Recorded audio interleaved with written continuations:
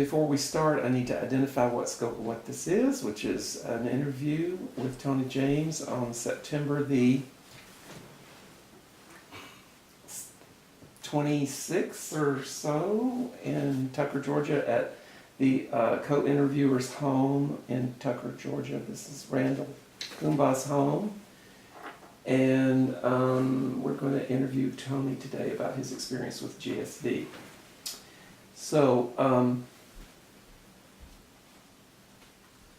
because you've been to a conference last week, before we get into the interview, we'd like to see if we can capture on video the actual structure of a conference, because we haven't done that yet. And we keep alluding to the conferences as if all conferences are familiar to people, and they might not be. So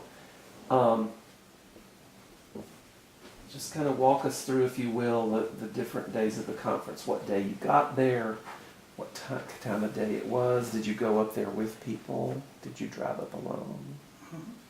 Well, I went up on Wednesday, which seems the majority of people now do. The conference officially starts on Thursday.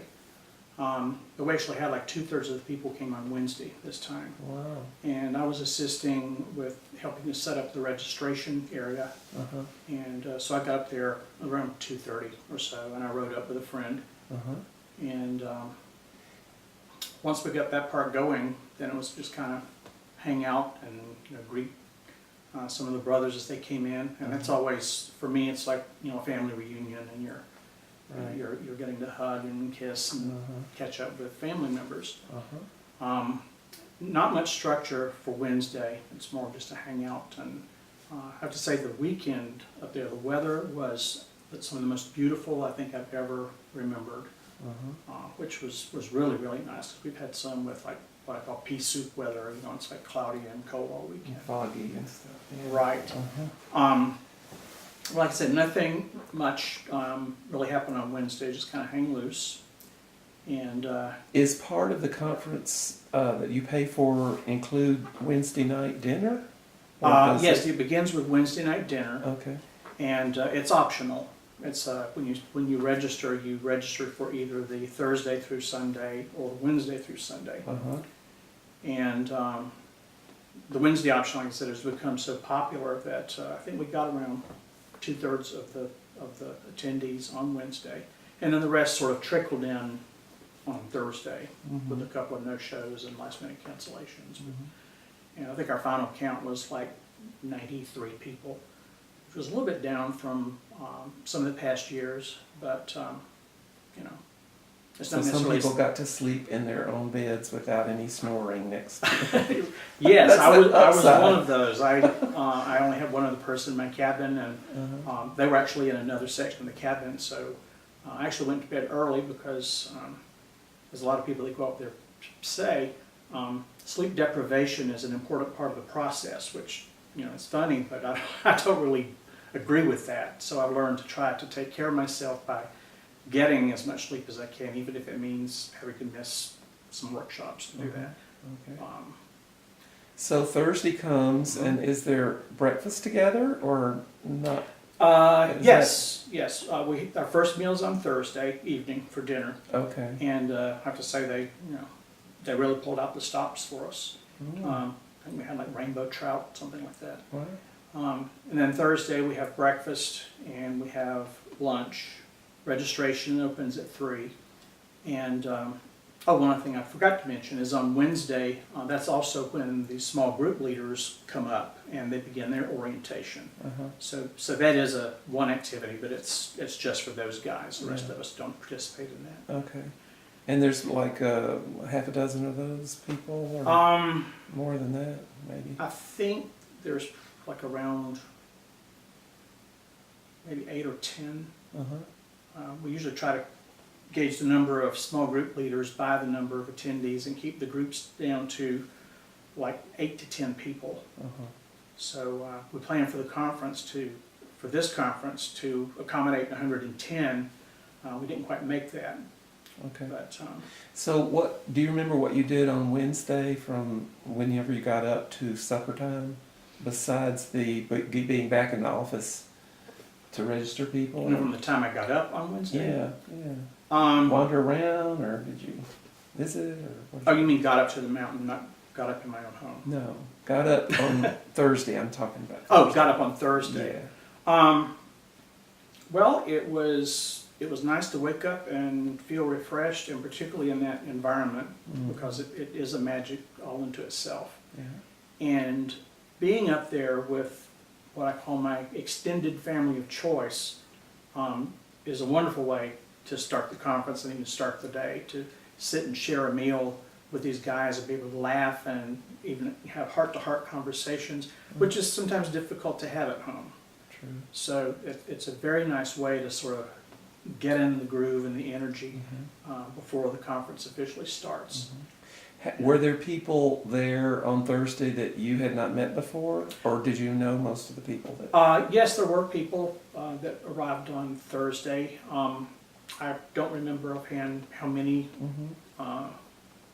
were new. We actually had some newcomers on Wednesday and on Thursday. Oh, okay. I think we had like around 10 new people, something like that. And one of the things I like to do is seek these people out and challenge myself and get to know them, because you know, my history has been that it's difficult. It has been difficult for me to meet new people. I tend to be the wallflower that sits back and shy and wait for somebody to talk to me. And you know, at this advanced age of 59, I realized, you know, that's not getting me anywhere. Sometimes you got to make the first move, and I have to say it has really paid off. Really? Yes. Because why do you say that? Tell me more about that. I say that because, well, for one thing I've learned about myself is how powerful body language can be. And, you know, if I'm standing around in my shyness, which often happens, I've been told that my body language sends a signal that I'm like arrogant or unapproachable, right? Yeah. And if I don't have a facial expression, I have this natural downturn in my lips, which makes people think I'm angry about something. So I try to be conscious of that, and you know, put on a smile and make eye contact, initiate conversation, and the payback from that has been wonderful. I just wish I had started doing it sooner. Okay. So the first big deal is supper. That's even before any circles or meetings, or is there something that happens for the group before supper? Well, what happens is, of course, registration kicks off again on Thursday for the remaining people coming up at 3 o'clock, and then at 5 o'clock we have sort of like a social hour, a meet and greet, where we have popcorn and beverages and things. And for this particular conference, we decided to sort of mix things up a bit, and we had a hat and wig party. We invited everyone who wanted to participate to either bring their own wig or a hat, or they could borrow one from the Shauna Please Boutique, which is, you know, named in honor of Shauna Please, who passed a couple of years ago. And it turned out to be a lot of fun. It really kind of broke the ice with folks. We still had a few that weren't comfortable putting on anything that hinted of a woman. Yeah. But I could see that some were actually encouraged when they saw the others doing it. And that's what we were hoping to accomplish, just to get people present and have a little fun before the conference starts off. Then we have dinner after that, like at 6:30. And again, it's more opportunities to socialize. And is it dark by the time you finish eating? No, it's not. It doesn't get dark up there, at least this time of year, until it's like between 7:30 and 8, somewhere along in there. So we had our first actual official meeting of the group was for the lighting of the sacred fire. And so the first conclave after the supper is outside? Is outside, right. That's held at this fire pit. It's sort of like an amphitheater with benches. And you know, we wait for everyone to arrive. The firekeeper has already put all the wood into place. Everything's ready to go.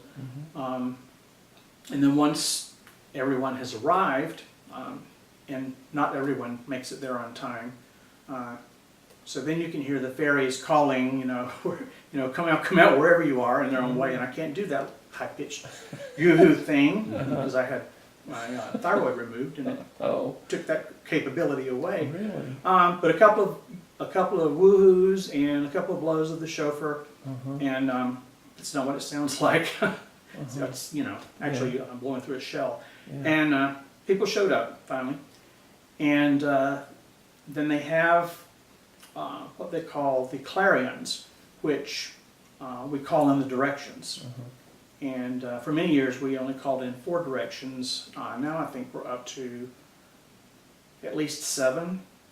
Really? Of course, we have north, south, or north, east, south, and west, and then they've also added, above, below, and center. Really? Right. Okay, all right. So More clarions. more clarions, right? And they have part of what they say is scripted, and part of it is, just in the moment and spoken from the heart. Now, is by this time,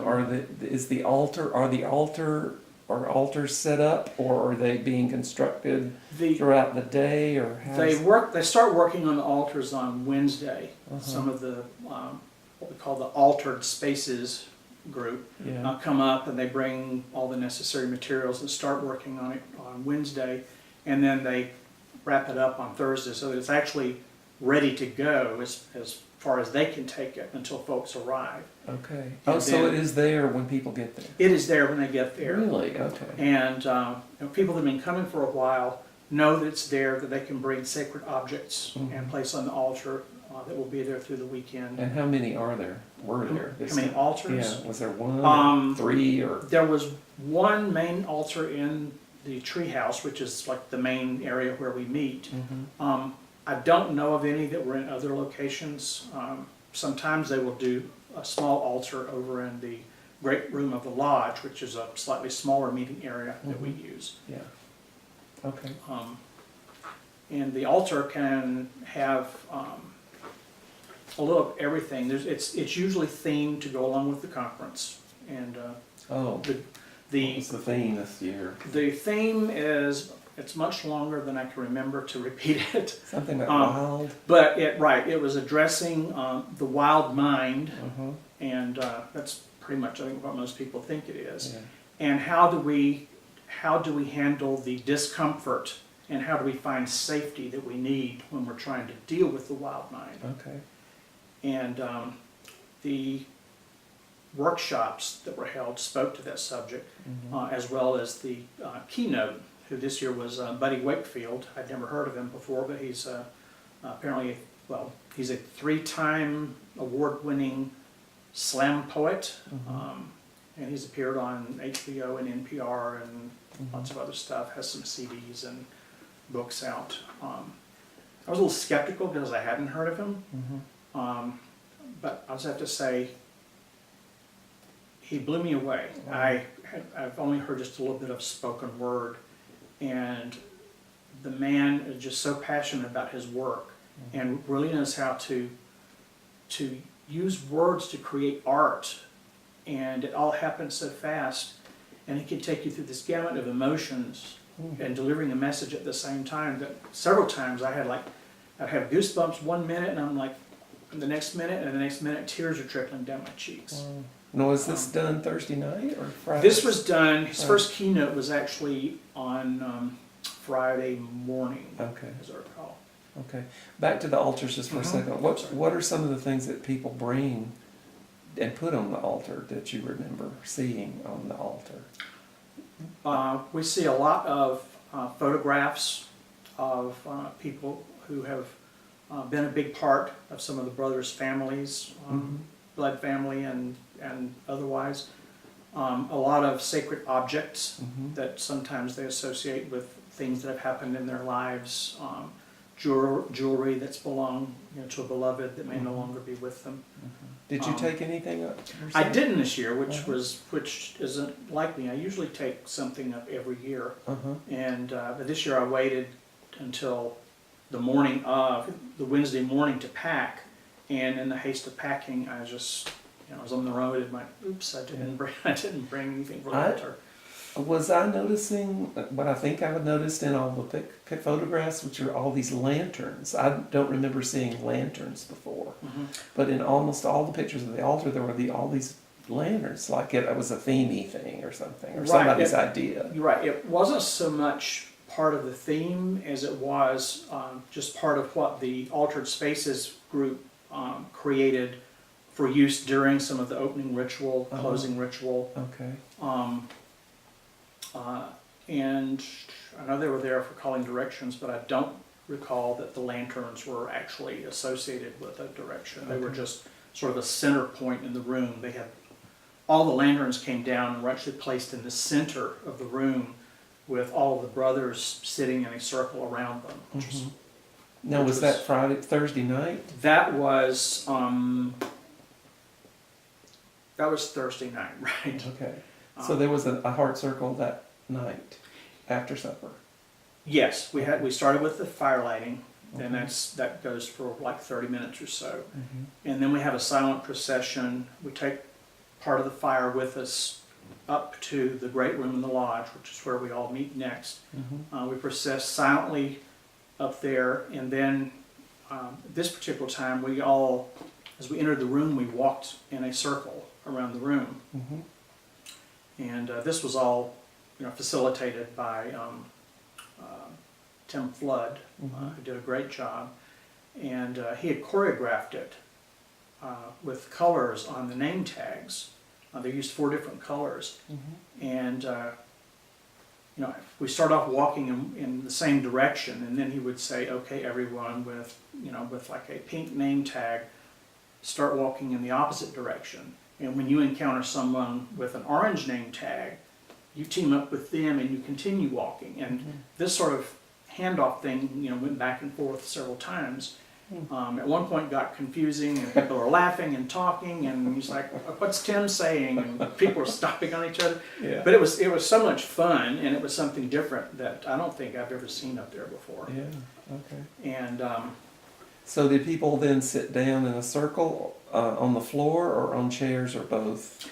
no, we once that was wrapped up, he asked us all to stand in a large circle so that everyone's facing the center, and pulled out enough that if you look around, you can actually make eye contact with pretty much everyone in the circle. And after that, then we take seats and begin the heart circle. And And who led that? Do you remember? Paul Plate did the initial explanation of the purpose of the heart circle and the talking stick, and then they selected, I think it was 2 of the newcomers that had never been there before, to actually bring the box that houses the talking stick from the altar and bring it to the center of the room. And Paul then opens it, removes the talking stick, and explains the history of it and how it's used in the circle.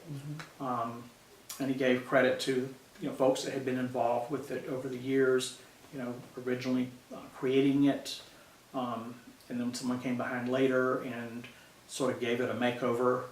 And someone else came along and said, "Well, I think it needs sort of like its own sacred box that it should be in." So then that came along, and someone else came along and said, "Well, I think the box needs a little more frou-frou on it." So then they had some little jingles and jangles and stuff on it. So it's sort of taken on a new look over the years, and from one year to the next, it's like, okay, what's new about the box? Okay. So did the heart circle go on forever, or was it just the right length? Well, for me it was the right length, and one of the things that they've done over the past few years is to remind everyone that we have X number of people in the room. If everyone just talks, like in this case, if everyone just speaks for 1 minute, we've still used over an hour and a half of talk time. So they ask us to keep it brief. Basically, state your name and where you're from, and usually say, I think it was, what do you want to receive this weekend? What do you want to take with you? Don't quote me on that, but I believe that's what it was. Okay. And most people stick to the guidelines. Occasionally someone, has to do their own little show, but Yeah. we're used to it. So how did that end? That just the usual group hug prayer thing, and then people disperse for the I night? mean, the house, The circle. The circle. Mm-hmm. Or was there something after the circle? Well, after the talking stick has made its way around and, to the point where it began, then if anyone's entered the room and joined the circle since it began, they're given an opportunity to speak. Mm-hmm.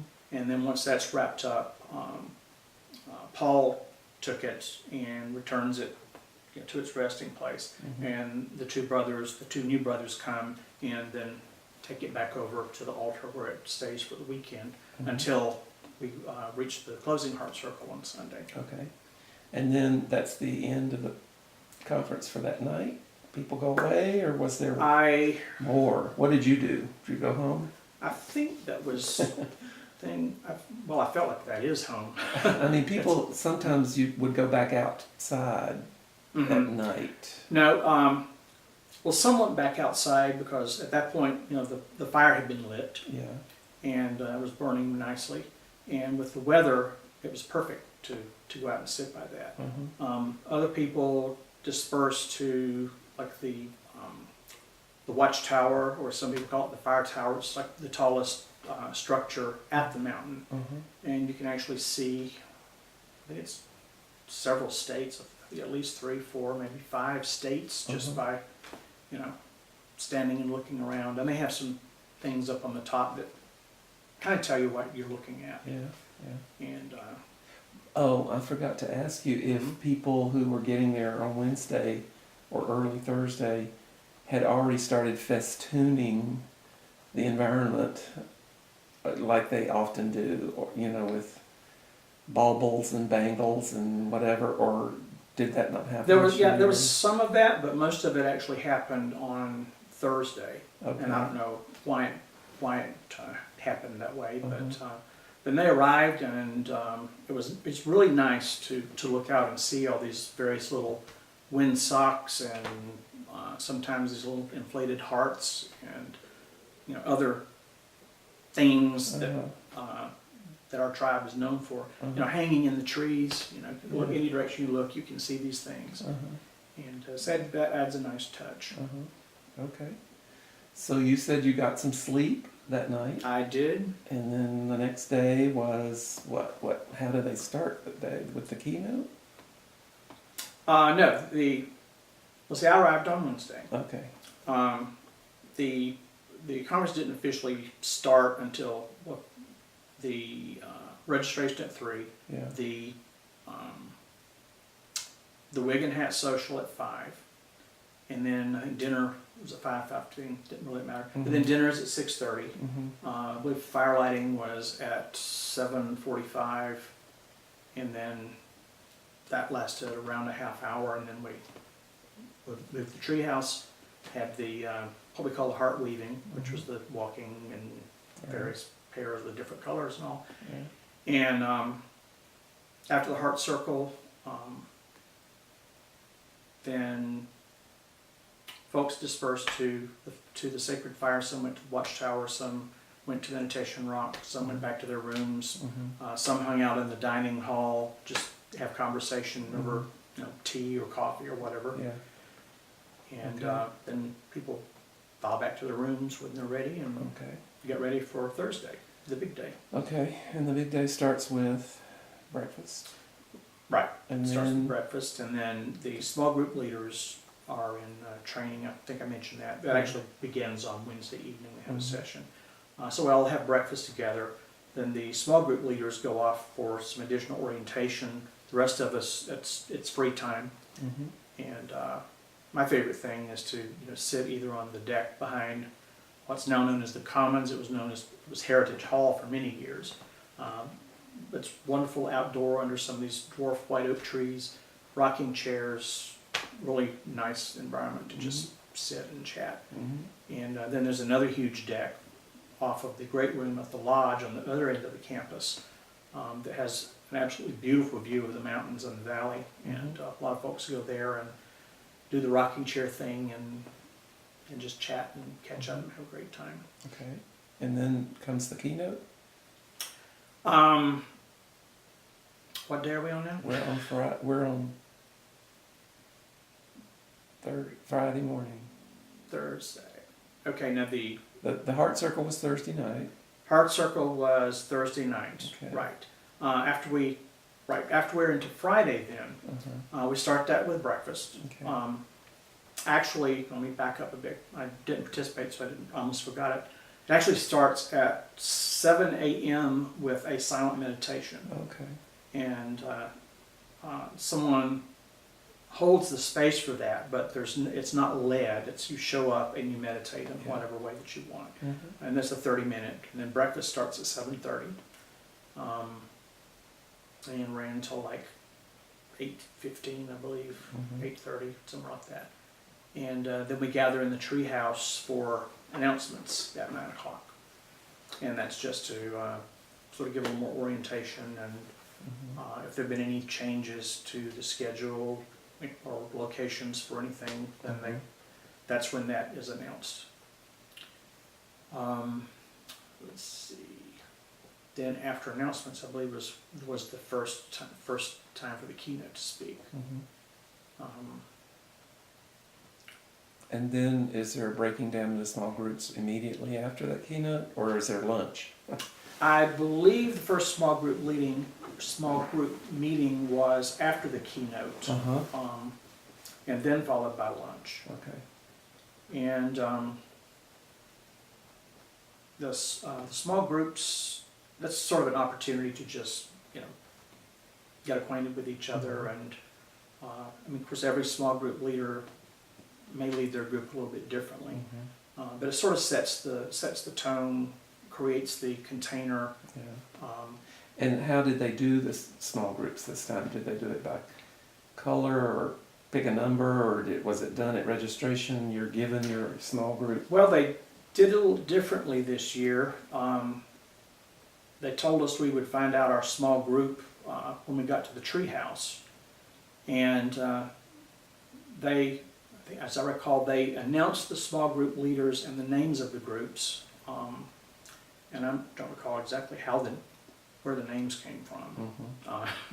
I think they just each made up their own name. Yeah. But anyway, they, back up. There was a step before that. Initially, the small group leaders tried to locate the men in their group during the social time. Mhm. And, So they were pre-assigned. they were pre-assigned Okay. before we got there. Okay. Right. And do you know how that was done? Was it just random? As done. far as I know, it was random. Mhm. When I've participated in the actual putting together the small groups in the past and for orientation, I ensured that it was done at random. Mhm. And then we would take a look at the list, and if there were people that we knew wouldn't work well in a group, for example, if a couple ended up in a group together, we try to keep that from happening. Mhm. Or if there happens to be someone that we know just does not get along, it's like oil and water, with Mhm. someone else at the Yeah. conference, then we'll ensure. So that when those you are- register, you don't know what group you're in. No, you don't. That's done behind the scenes. That's done. So you found out what group you were in this Mhm. year at the announcement time, or the after the keynote? Well, initially, my small group leader sort of Found you? tagged me in the Okay. during the registration time or the social time, somewhere right in there, Mhm. and identified himself, the name of our group, and where we would be meeting. Mhm. The reality was everything was just sort of chaotic with all the chatter and stuff going on. Then when we got to the treehouse, I'm like, I can't remember who's my small group leader. Right. Okay. For one thing, in the past, it's usually been announced. Right. After one's in the room, it's like the small group leaders stand, they Right. introduce themselves, call the names of the people in their group. And they trot out. Right, To and they their trot place. out or at least go meet in a corner or something. Yeah. And this year, I don't think it quite panned out the way they had hoped. Uh-huh.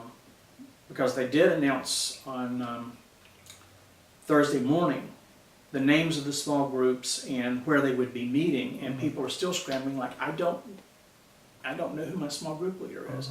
So ultimately, they posted sheets of paper in the sort of like the central bulletin board in the back of the treehouse, upper treehouse, so that people could go and look that up, which is I think what most people did.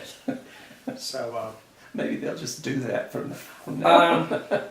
yeah, I think it was better to just have the small group leaders to, call the names of their members while we're still in the room, so that everybody gets a visual of everyone else. And, Okay. but that's just All right. my personal preference. So y'all did your small group, and then it was lunchtime, and then the afternoon was devoted to workshops or another small group meeting, or Friday afternoon. That part's a little bit blurry. Well, that's okay. Because we did have some workshops that, in fact, we had 4 different workshops that were presented twice. So everyone had an opportunity to attend 2 workshops. They couldn't attend all unless they attend part of one and then leave to go to another one. So some of the workshops were Friday and not Saturday. Maybe the planned ones were Friday and the unplanned ones were Saturday. I think that's actually what happened, because they did have an opportunity for people to just offer workshops, and they literally just wrote them on a flip chart, saying, this is what my subject is, and their name, and then once they got those all on the chart, then they came back and did the space assignments where they would take place. Okay. So some of those they were ad-libbed, and some came prepared to offer it. Okay. So then there was whatever happened Friday afternoon did, and then Friday night there was supper. And then was there an event after supper? Was there a fire circle or a drum thing? Or... I'm trying to remember the sequence here. And it's okay if you don't get it exact. Well, I can tell you, we had an ecstatic dance. Okay. And then following that, we had what they call a divas dance. I didn't attend either one. Okay. But just because I just wanted to conserve energy, really, I didn't have any reason to not, other than just taking care of myself. But they had the 2 dances, and seems like there was something else that might have followed the dance, but I didn't. It used to be that the fire circles were really late after all of those things, but I don't know, maybe. But they didn't do not fire circle, but drum circle. Right, they did a drum circle, and I'm pretty sure that was on Saturday night, because we had the has in the past been called a talent show. They called it a variety show this year. But following the variety show, they did have a drumming circle. And when does this, I think they call it the Parade of Beauties or something? That's just prior to variety show? That's just prior to the variety show. Okay. It's called the Walk of Beauties. The Walk, right. Right, and okay. I have seen beauties in quotes, and which is appropriate. Okay. We have some beautiful women. We have some, can't think of the adjective to describe. It's not describable. We just have, let's say we just have some gender bending and gender mixing and things you wouldn't see. You'd see probably only at the mountain or perhaps a fairy gathering. Yeah. And you went to the variety show? I did. Okay. Yes. And it was, as usual, amazing, I suppose. And It was. This year we had, I think we had more poetry than we have in past years. Really? Okay. And some people just aren't into that, so they're saying we want more music, and I certainly understand that. But this is a show up as you are and sign up when they open it, and it's whoever signs up. Right. So it's not easy to get the mix that people might want with that sort of structure. Okay. So then, doesn't the keynote talk again at some point during that? He did talk again, and think that was on Saturday. And whereas his first keynote was more about his poetry Mhm. and the power of words, and it addressed some of the aspects of discomfort, which were also part of the theme this year. Mhm. In the second session, he allowed himself to just be completely vulnerable and shared some rather tender moments from his past. And we could tell that at certain times he was choking back tears. It was difficult for him to do that. Mhm. And to have a keynote come in, and we sometimes put them on a pedestal, and then for them to step out in front of a group of men whom they may only know a handful of people and bare their hearts and souls like that, it takes a lot of courage. Mhm. And I really admired him for that. Mhm. I'm tearing up a little bit thinking Right, about me it. too. It was very, I it was wasn't very even tender. there. It was very Oh, that's tender. great. And Oh. it just shows that no matter how powerful people may seem, that they Uh-huh. also have a softer side. Mhm. In the right circumstances, can peel back a little bit of their shields Mhm. and be seen at the layers that. Well, that's good that he got to come to the conference too. Yes. He got to be. That's great. Okay. So Sunday is the last day. Uh-huh. And what happens besides the 2 meals and and the heart circle? Were there other events? We have a closing. Our last small group meeting is on Sunday. Sunday afternoon. That's actually was in the morning. Oh, to recall. okay. The dreaded part that happens is we have breakfast, and then it's like go racing back to your rooms to get everything packed up and out of there Mm-hmm. at 8:30. Oh. And then we go to our last small group meeting, and there is when they do the ritual gift exchange. This year, I believe they actually mentioned in the. Now talk about, for people that don't know about the gift exchange, what is that? What do you mean by that? The gift exchange, we're informed about that in the brochure. Mm-hmm. I believe it's in the brochure, and it's also in follow-up emails that we receive, just giving us details about the conference. Mm-hmm. And everyone's encouraged to bring a gift or a talisman that has significant meaning to them. And in fact, they sometimes say, if it's something you don't want to part with, then Don't bring it. well, maybe that is what you need to Oh, bring. I see. Okay. Right. Yeah. So, the And then gifts. isn't there a ritual inside the group of choosing the gifts and all? How was Yes, that done? the way it's typically done is everyone who's brought a gift, some choose not to, and if that happens, they don't participate in the exchange. Uh-huh. But all the gifts are placed in the center of the circle with the small group members. Mm-hmm. And I think the custom is, at least the last few conferences, is they choose the elder Oh. in the group to kick off the circle. Mm-hmm. And he will go and sort of see which of the gifts calls to him, energetically or otherwise, Okay. and then he sort of senses the energy of the circle to see who that gift should go to. Uh-huh. And then this keeps repeating. The person that receives a gift then goes to choose a gift for someone else, and the cycle completes until the last gift is handed out. Okay.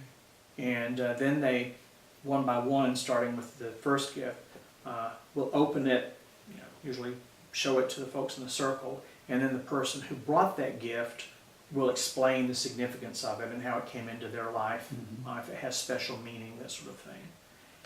And I believe not coincidentally, the receivers of the gifts always, there's something about it that really resonates with them. It seems like this doesn't just happen by chance.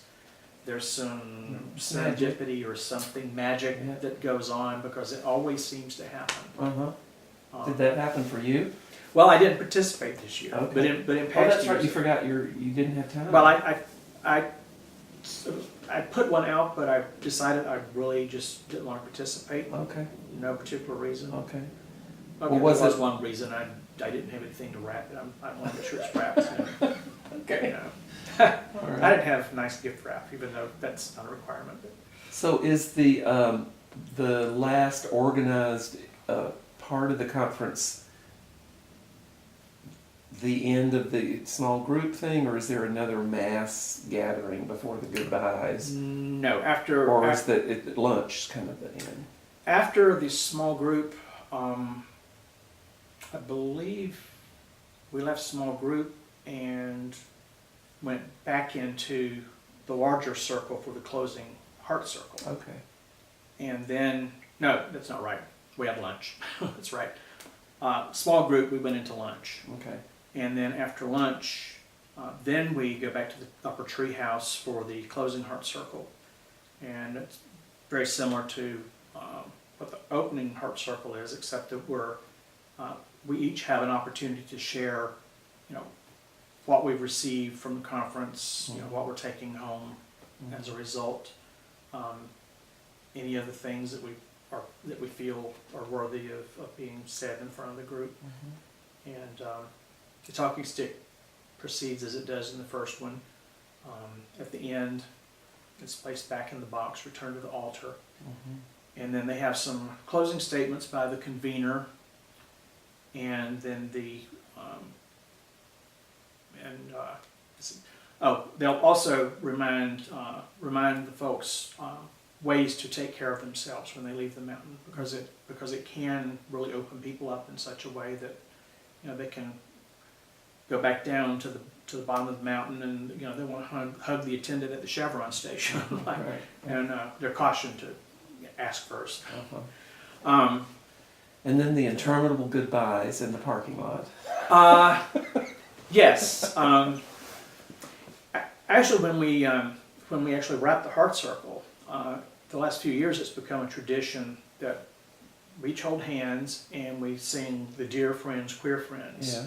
Yeah. And then the circle is led to like a train, so that every man has an opportunity to make eye contact with every other man in the room as it, you know, spirals Oh, around. that's sweet. Right. And then after everyone's out of that opportunity, then it will actually begin to spiral into the center of the room. And it just continues to wrap, singing the whole time until everyone is in this really tight spiral circle thing.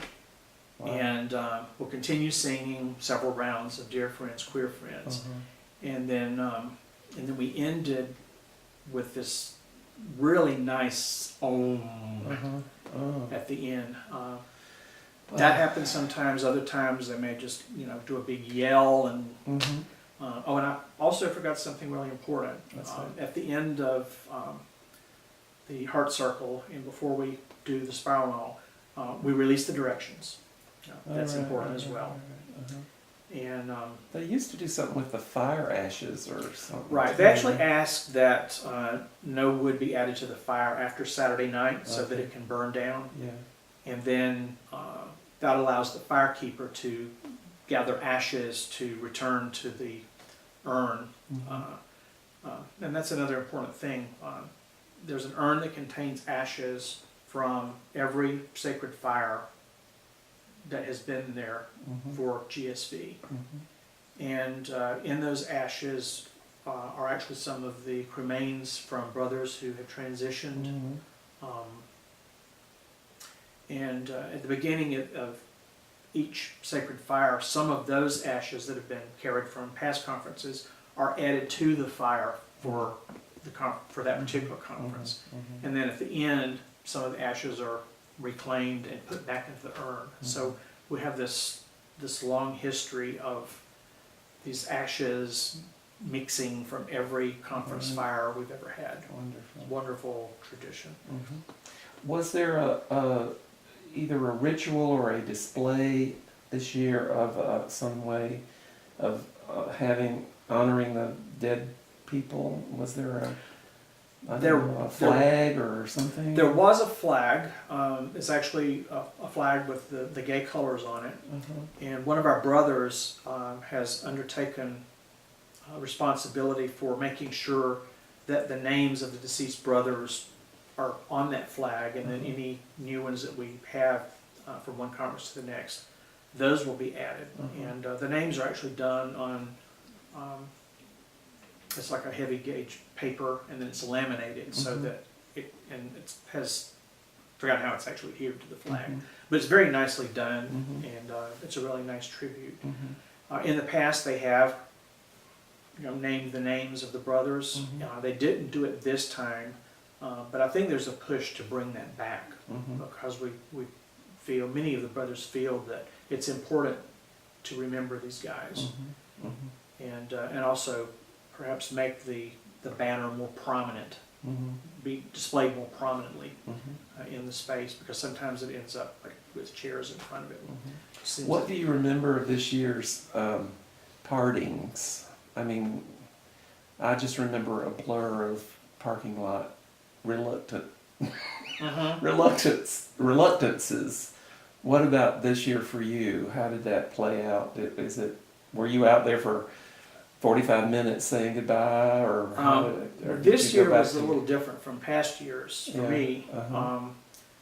After we wrapped up, of course, I was grabbing some hugs while we were all still in the treehouse. But they were asking us to help put the chairs away, and I still had my bags back in my room that I needed to retrieve to get ready to return to Atlanta with my friend that I rode up with. So I was distracted by these other things and didn't spend as much time doing the hugs and the goodbyes. But I actually felt complete this year, whereas in past years, it was difficult to say goodbye. There were lots of tears and this longing to spend more time with these men, because it is so magical, and there's nothing like it. Back down here, we refer to life back at home as the other realm. The real life happens on the mountain. All right. And it would be wonderful if we could bring that back to our homes, and I think with time and effort, that could happen. Well, thank you for that. It really was a great description of how it kind of unfolded. Is there anything else that you remember at this moment about this particular conference that you forgot to mention?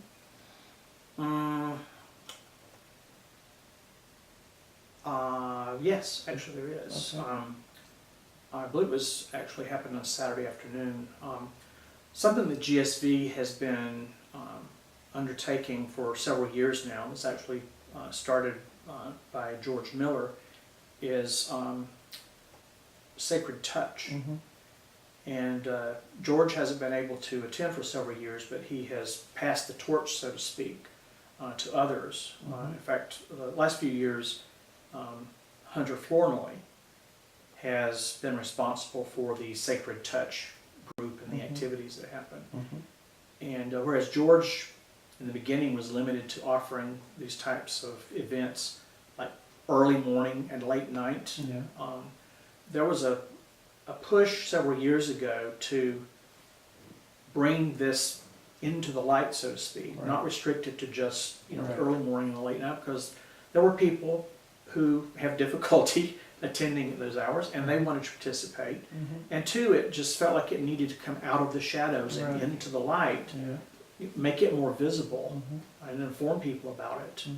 And as a result, over the past few years, the Sacred Touch events have become much more popular, and people are longing to have more of that.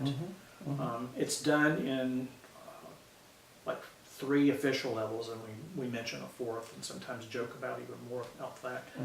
With level 1's being just touch, completely clothed, at your level of comfort. You can bow out at any time. Mhm. Level 2 is sort of undressed to your level of comfort, Mhm. and it's full body except for like the genital region. Mhm. And then there's level 3.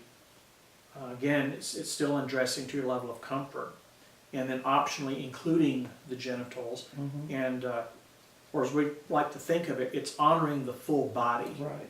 Whereas we learn, most of us learn early that we should be ashamed of that part of our body. Mhm. And those of us who participate in that believe that, you know, every part of the body is sacred. We shouldn't give one part any more attention than the other. Mhm. So to be able to experience that loving, healing touch in the safety that's provided by Hunter and his assistants Mhm. is a real gift. Yeah. And some of the men that have attended have told some of the others, like, this stuff is incredible. You know, if you can get past Try it your out. fear, you've got to try it out because Yeah. it's that Yeah. wonderful. Uh-huh. So as a result, you know, the numbers are growing for Mm. the Sacred Touch events. Mhm. On the way home, what's it like to be with somebody driving away from a conference? Are you glad you had somebody there? Absolutely. Yeah. It's good to have someone to talk with and sort of process after the conference. And my experience with that has varied, you know, different years depending on who I'm riding with and Mhm. you know what happened at the conference. This particular year, my ride partner was disappointed with the conference. Mhm. So we talked more about his disappointment and why Mhm. than we talked about what I got out of it, because I really felt that he just needed to be heard. Mhm. He was looking just to be heard. Mhm. And so it wasn't the usual chit chat. Mhm.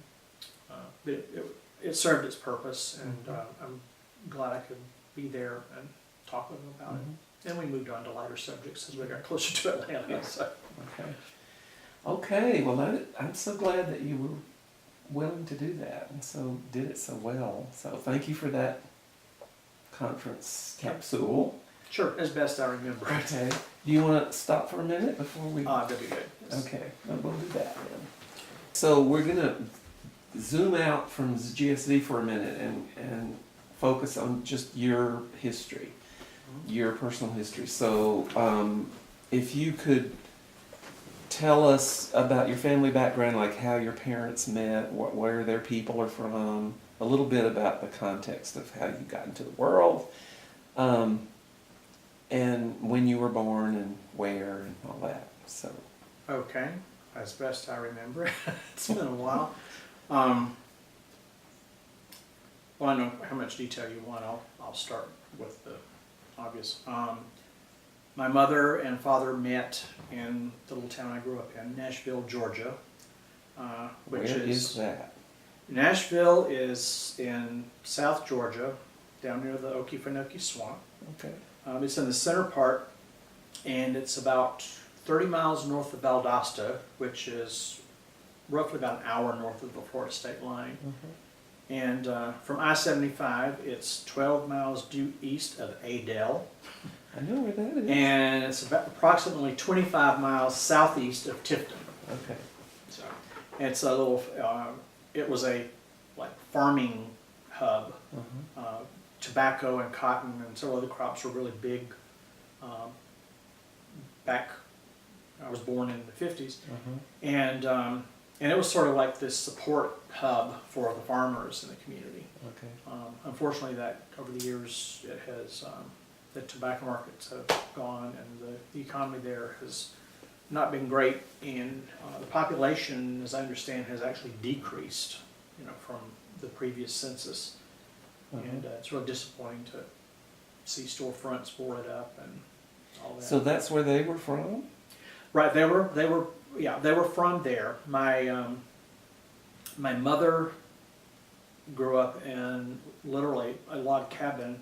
It's about 7 miles east of Nashville, between Nashville and Willacoochee. Yes, there really is a Willacoochee. Yeah. And then my grandparents continued to live in that home. They put some like a siding on it and all, but continued to live there. I'm not sure where my parents met. My father grew up in another area of the community. I'm trying to remember what the name of it was, but anyway. South Georgia. Yeah, it was outside of Nashville. It was not too far outside of Nashville. I remember the roads to get to my paternal grandparents' home. There was a lot of red clay and rocks. And when it would rain, it was sometimes impossible to get through there. Anyway, they met. I don't recall where, and were married. My mother was a working mom from the beginning. She was working for a local bank while she was carrying me. My dad was working as a service manager for a Pontiac dealership. And then later, several years after I was born, my dad went into business for himself, opened an auto parts dealership. And my mom left the banking to become the accountant for his business. Are you the oldest kid? I'm oldest. Are you the only kid? No, I have a brother and sister. My sister is 2 years younger, and my brother is 16 years younger. Wow. He was a surprise, but a welcome surprise. Okay. So your siblings are still alive? Are your parents still Yes. alive? No, my parents are deceased. My mom passed in 2005. Okay. She died of metastatic melanoma. My dad was in 2013, I believe it was, and it was initially a stroke, and then during his hospitalization, his kidneys began failing, and they said that it was irreversible, and they basically just kept him comfortable until he passed. So that was 2 years ago? Just 2 years? I'm in 2012. Okay. Another piece of that is my father and I were never close, and so I mean it was what it was. I don't know how much detail you want about this, but I was abused by my father, physically, not sexually, and never received any kind of love. All I remember is discipline for reasons I look back on now. It just didn't make sense. Like walking in front of the television during a football game could, I'd end up in the back room with a beating that would draw red welts and sometimes on the verge of bleeding. I thought that was normal until I left home and found out, no, that is not normal. But I blame that on he didn't have a good role model either. So anyway. Did you know your grandparents, both sets, or? I did. I was actually close to the grandparents on both sides of the family, and I actually remember my great grandmother and grandfather on my mother's side of the family, and even my great great grandmother, who was still living when I was relatively young, on that side of the family. Wow. Okay, what is something that happened in your childhood that you think had a profound effect on the person that you are? Or what person in your family was a mentor to you, if you had such a person, or what in your childhood can you connect with the present? I would have to say my mom, hands down. How so? She was a very loving mom. She was very supportive in anything that we wanted to undertake. She was, gung ho for it and supported us. I expressed at an early age an interest in piano, and she encouraged me to pursue that. So starting at age 9, I started taking piano lessons. Loved it. My dad hated it, and continued that through high school, and then into a little over 2 years of college. I took piano lessons. Okay. And if it had not been for her encouragement and support, I would not have been able to pursue that, because it really was a passion, and it still is, even though I'm out of practice. Music is a big part of my life. Okay. Was there any person outside your family, either in high school or before, somebody that you regard as a mentor in any way? Or that you felt was like a rescue person for you, or a teacher? Yes, I'm not sure how. I'm talking about at a spiritual soul level, more than they taught you something. You know, somebody that you are really glad came into your life when you were there. And you don't have to make somebody up. I just No, wondered. I was just thinking, I don't recall anyone in particular that influenced my spiritual life, because my spiritual life back then, which I associated with strictly religious, I didn't know there could be a difference, was sort of scattered. I started off in going to Missionary Baptist Church with my grandmother. Later in my teen years, all of the kids my age were joining the Methodist Church, so I jumped on that wagon for a while. And but I never really felt that was meeting my spiritual needs. Okay. We'll come back around to that subject in a minute. How about your coming out experience? Did you have a traditional coming out experience that you can call that? Well, what I think of when someone says, "When did you come out?" For me, it was, when did I admit to someone else that I had an attraction to men? And that was actually my freshman year in college. And like I said, I was a music major in college. And what college was that? That was Valdosta State College. It was. Did you go live there, or did you commute back and forth? No, I went to live. I could not get away from home fast enough. Okay. So I was glad to get away, and spent my first year in the freshman dorm. It was great. But I had actually had begun taking organ lessons while I was still in high school, and had the opportunity to meet some of the other students. And you know, a lot of people know organists are often gay men.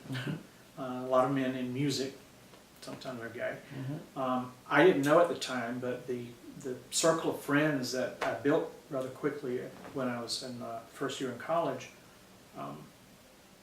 I didn't know that they were gay until we were sitting in the dorm room one evening, and they were talking about, you know, we're going to get a group together and come to Atlanta, go to Atlanta. And I was like, well, what's in Atlanta? Yeah. And they said, we're going to see the Hot Men. And I'm just like, what does this mean? Wow. And one of them sat down on the bed next to me. I remember this so well. And he said, honey, do you find men attractive? And I thought, okay, this is the moment of truth.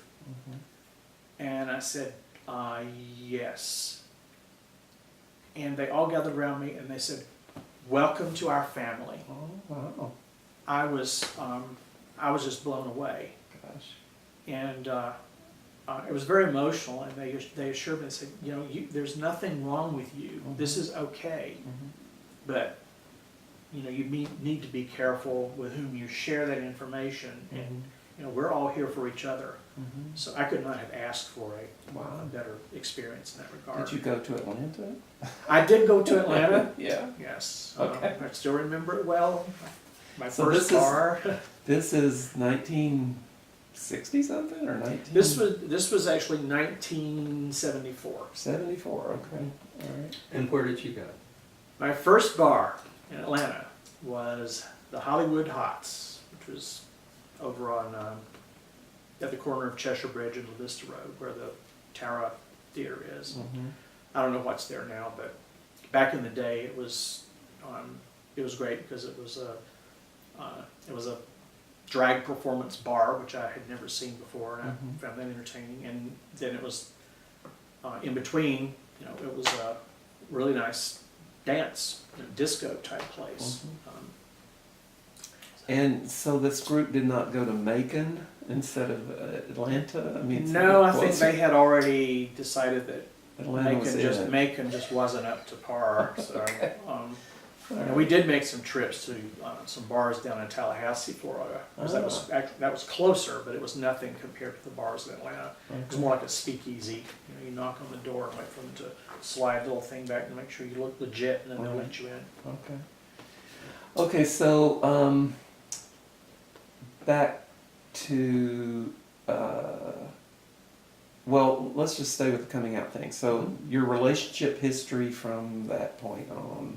What, did you fall in love with somebody in college? Did you not?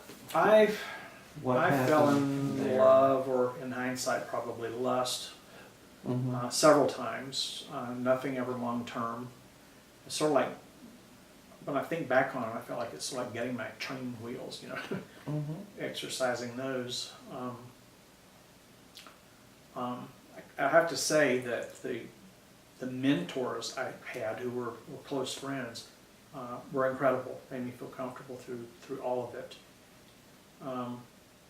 The more that we visited Atlanta, the more I found that I loved about the city.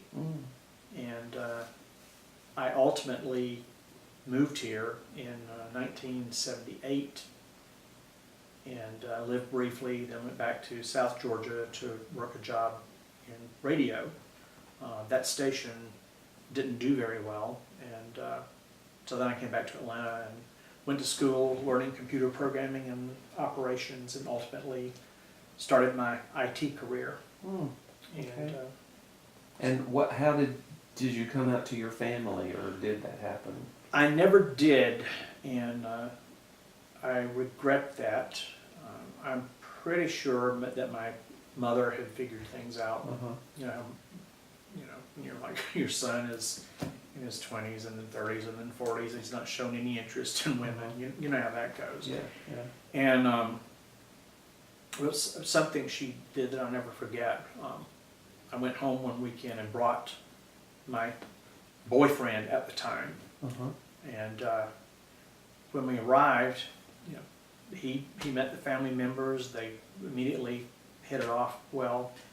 And then later that evening, my mom says, I only made up one bed. I hope that's okay, with this gleam in her eye. Very interesting. And my boyfriend at the time, when we got some time by ourselves, he says, "Your mother knows." Okay. So, if you're willing to, if you'll just chronologically. As chronological you can. Just outline your relationship history from when you first fell in love to now. Wow. And if you want to generalize, I that's probably need fine. to generalize Okay. because I have a tendency to get really detailed. And Okay. there's lots of detail Okay. with these different men. Not that there were that many, mind you. Oh, okay. But even back then, I didn't. I was very selective, and some of my friends said I had my bar set too high, but it was what it was. I had several wonderful boyfriends In over the Atlanta, years. all of Well, them? this actually started when I was in college. Okay. There was a guy that I met who actually moved from Atlanta back to his home in Valdosta. Oh. So we started dating when I was still down there. And then when things came to a halt at college, and see if I can sum that up briefly. In my junior year, I had what we call back then a nervous breakdown. And I decided that a career in music was not something I wanted to pursue at a liberal arts college. So I said, okay, let me get out of here, figure out what I'm going to do with my life. Briefly worked for my dad, talking just a couple of months, and a friend that I worked with on the newspaper at college contacted me and said his family had, or his dad had applied with him for a FM radio station license down in Camilla, Georgia, Mhm. and they had been granted it. They didn't think it would happen. So, long story short, he said, I would love for you to be my chief engineer. Okay. I said, I don't know anything about that. Yeah. He sent me to school, brought me back down there. Mhm. I did the chief engineer thing, Mhm. and but then this station wasn't turning a profit on a Mhm. regular basis, so that's when I left and came back to Atlanta. Anyway, back to the boyfriend part. Okay. It was a little ironic that when shortly after he moved down from Atlanta, then I decided to go to Atlanta to change my career. And that's when I started the broadcasting, or the electronics school. Mhm. So we did a couple of back and forth trips and did each other, and decided that it really wasn't sustainable Mhm. from with that distance. Mhm. He was really the only, what I would call, boyfriend that I had when I was down there. Mhm. And then after I moved to Atlanta, there were a couple of flings, Mhm. I guess the best way to describe it, Yeah. but no one that I felt drawn to, to continue working Mhm. toward a long-term relationship. Mhm. Of course, that was also when I was, like the kid in the candy store and playing the field, so to speak. Right. And looking back, the longest relationship I had had for many years was 9 months. It was wonderful. I loved the guy very much, but he decided he wanted to try the single circuit for a while, because when I met him, he was coming out of a relationship. Mhm. And I said, well, I can't promise I'll be here if you decide to come back. Mhm. Well, 6 months later, he comes back and he says, I can't deal with that world. I want us to get back together. But he had changed, Mhm. and we tried to make it work, and it just wouldn't. We ended up becoming best friends, but that was the end of that. Mhm. And since then, I probably shouldn't get into that. I've Well, don't get into anything you don't want to. well, We just wanted to get a general idea of what your gayhoodness has. yeah, I'll just say that I've had a lot of misfortune Okay. in the dating All right. arena. Okay. Notably, I've dated several men who have died while I was dating them. Uh-huh. Tragic car accidents, AIDS, Mhm. several other things. Okay. So it sort of jaded me, Mhm. and I've been seeing someone now for about 2 years, but we haven't labeled it. We decided not to put a label on it, Okay. and that's where I am now. All right. With that. Thank you. Is there a way to describe your journey in a spiritual or religious way before GSV? I mean, you said you joined the Methodist Church, and I guess were you an organist at any church at some point? Yes, Okay. I was an organist for my hometown Methodist church Uh-huh. initially. My piano teacher that I had back then sort of mentored me through that. Yeah. And then once I began organ studies at Valdosta State, one of the requirements was that we had to work for a church. Okay. I actually worked for a Baptist church, Mhm. but even through that time, I didn't really have a spiritual connection to Mhm. to the church work. It was just a job, Yeah. and Is there anything remarkable in your own mind about your spiritual development that you can remember that precedes GSV that you want to mention?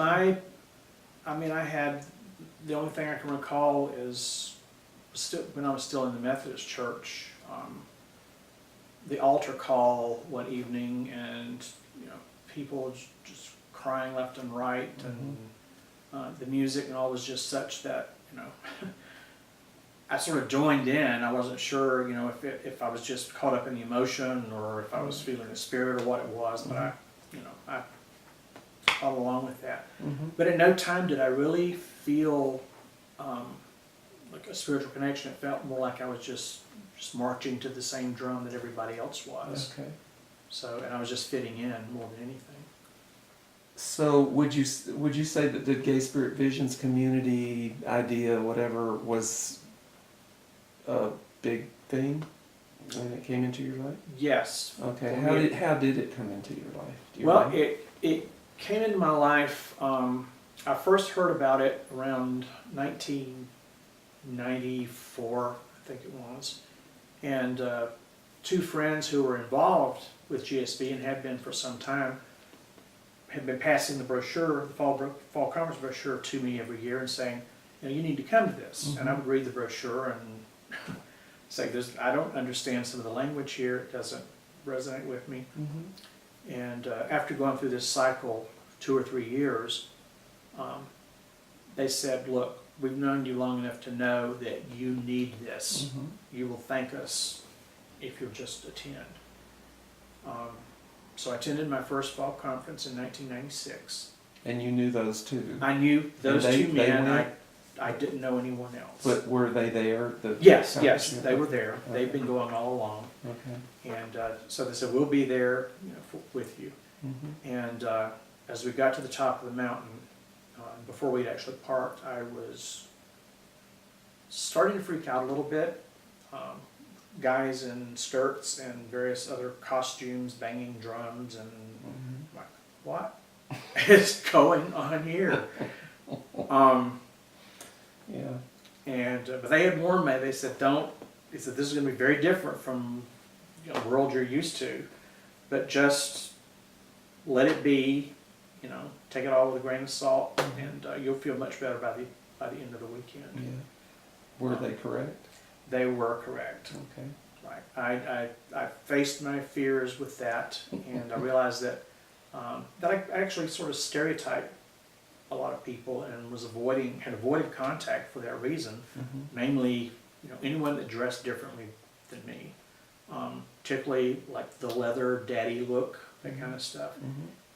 And one of the first impressions I remember from my first GSP conference was I find myself sitting across the table in the dining hall with some of these very people and having these incredible conversations, just very open-hearted, very spirited. Mhm. And they were like hugging me even though they didn't know me. Mhm. And they were hugging me without wanting sex, which kind of was weird at first. Mhm. But it felt so good, and I hadn't felt that before outside of my family, Mhm. that sense of comfort. Wow. And I don't remember all the details about the rituals and all that weekend, but I remembered feeling like my heart had just been pulled apart Mhm. in a good way, and feeling so at ease and comfortable in a way that I had never experienced with any group of people. Did you ride back with the people who you rode up there with? I did. And do you remember any of that? I don't remember the conversations other than I think I've said, "Oh my God," a lot. Why didn't I come to this sooner? It's. Well, how did you happen to know them? How did they get into your life? They were, well, one of them I met through a dating site. Okay. This was back in the days of dial-up computers. Right. And we were actually matched on, our profiles matched. Uh-huh. We started dating. Okay. And during that time that he told me that he was involved with this organization and he wanted me to attend, the other guy that was involved was actually one of the incorporators, Mhm. signers of the first documents when GSV was incorporated. And I think I met him through my other friend, Mhm. and he also become a close friend. Okay. Um, So do you know what made you open to going that third time around or whatever it was? Were you particularly unhappy, neutral, just tired of fighting it, or just more curious? Why did you go that year? do you Well, think? I believed, since I was getting so much pressure from my friends to attend. Mm-hmm. And they assured me, they said, trust us, if you will go to this, you will be thanking us later. And I went, well, who am I to question then? Yeah, Maybe okay. there is something good. Uh-huh. And so I went sort of out of curiosity Okay. and with the hope that this would lead to something new, some new experience I hadn't had before. Okay. And I underestimated it. Okay. Do you remember anything about that first conference in particular? Oh yes. Okay. What were some of those things? So the first things I remember, this is in addition to the guys decked out in yellow banging drums and Mm-hmm. their hair in strange, Mm-hmm. strange ways, was that several men that I'd never seen before came up to me and obviously recognized me as a newcomer, and they approached me with open arms, and and asked, I said, "May I have a hug?" And my reaction was, "No, this is strange," Mm-hmm. but I didn't want to be weird or anything, so I said, "Sure." Mm-hmm. So we hugged, and my hugging up until then, outside of my family, it usually led to something sexual. Mm-hmm. So I was confused Mm-hmm. that I was exchanging these really wonderful hugs with these men, and all they wanted was a hug. Mm-hmm. And then I remember so vividly when I went to my cabin, this guy that was there that just had this beaming smile and eyes greeted me, and he says, "This is your first time, isn't it?" And I said, "Yes." And he says, "Well, you're in good hands." And I was for a long time. It was Ramon Noya Mm-hmm. who has passed, but we became very close friends. Mm-hmm. And he sort of held my hand through the first couple of years of GSB. He introduced me to Body Electric. We used to have listening parties, get together and listen to classical music on Sunday afternoons. Mm-hmm. Anyway, really beautiful being. Mm-hmm. But that just sort of kicked it off, and I felt like I sort of found a spiritual home. Mm-hmm. The subject matter that we talked about, the biggest probably being the realization that spirituality can exist without religion being involved. That was a totally different concept. Mm-hmm. And for me, it felt like a perfect fit, Mm-hmm. and proved to be a really good fit. Because I was fed up with the dogma of the various religions. Mm-hmm. Let's see. Did it cross your mind to do anything at the talent show No. No. To this date, I have not performed in the talent show. Okay. I have run lights, I've run sound, but I haven't actually performed. But I You might.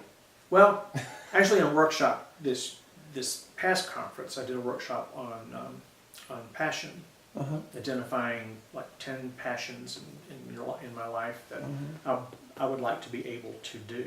Mm-hmm. And out of those, one of them was to develop something and perform in next year's talent show. Okay.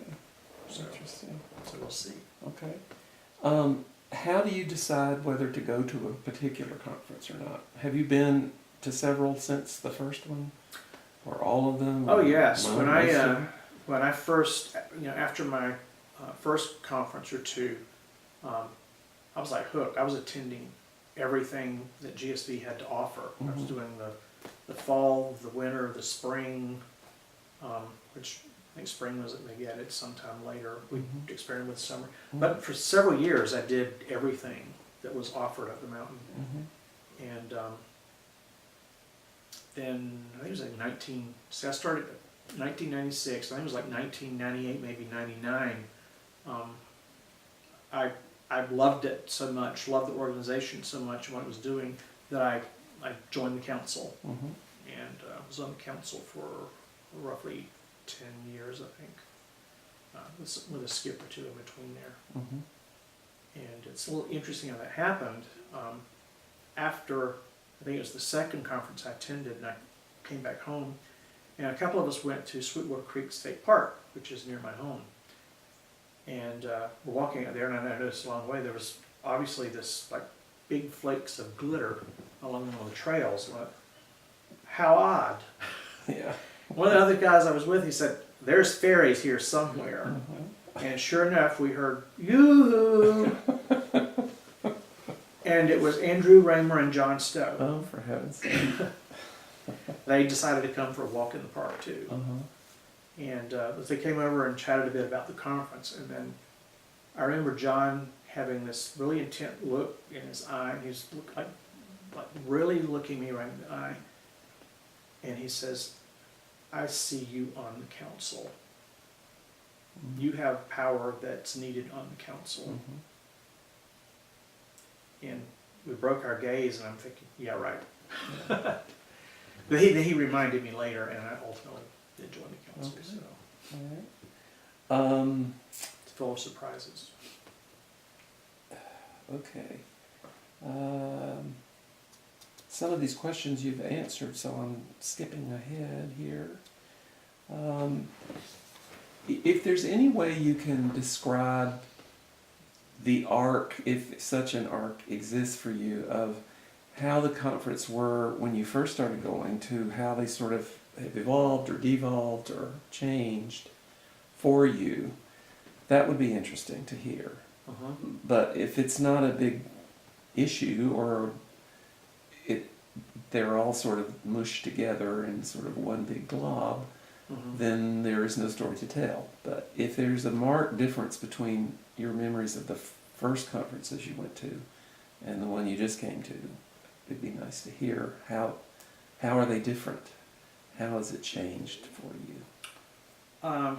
Or how has it changed? Well, I think probably the biggest difference I've seen over the years is there seems to be more structure to the conferences in the later years than in the beginning.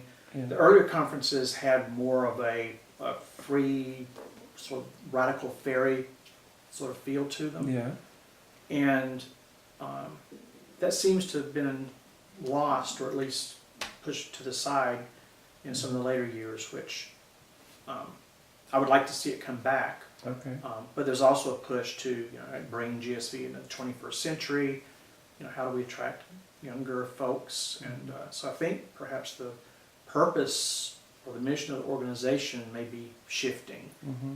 That just because it worked well back then, that maybe it needs to be tweaked and pull in a little different audience. And I have mixed feelings about that. Mm-hmm. That I won't go into here, but Okay. my main interest is just to see it, sustained, Okay. that it sticks around. So talk a little bit about your experiences being on the council. I mean, was that what you thought it would be like? Was it real different than you thought it would be like when you stepped into that? It was actually, it was a much easier experience than I thought it would be. Okay.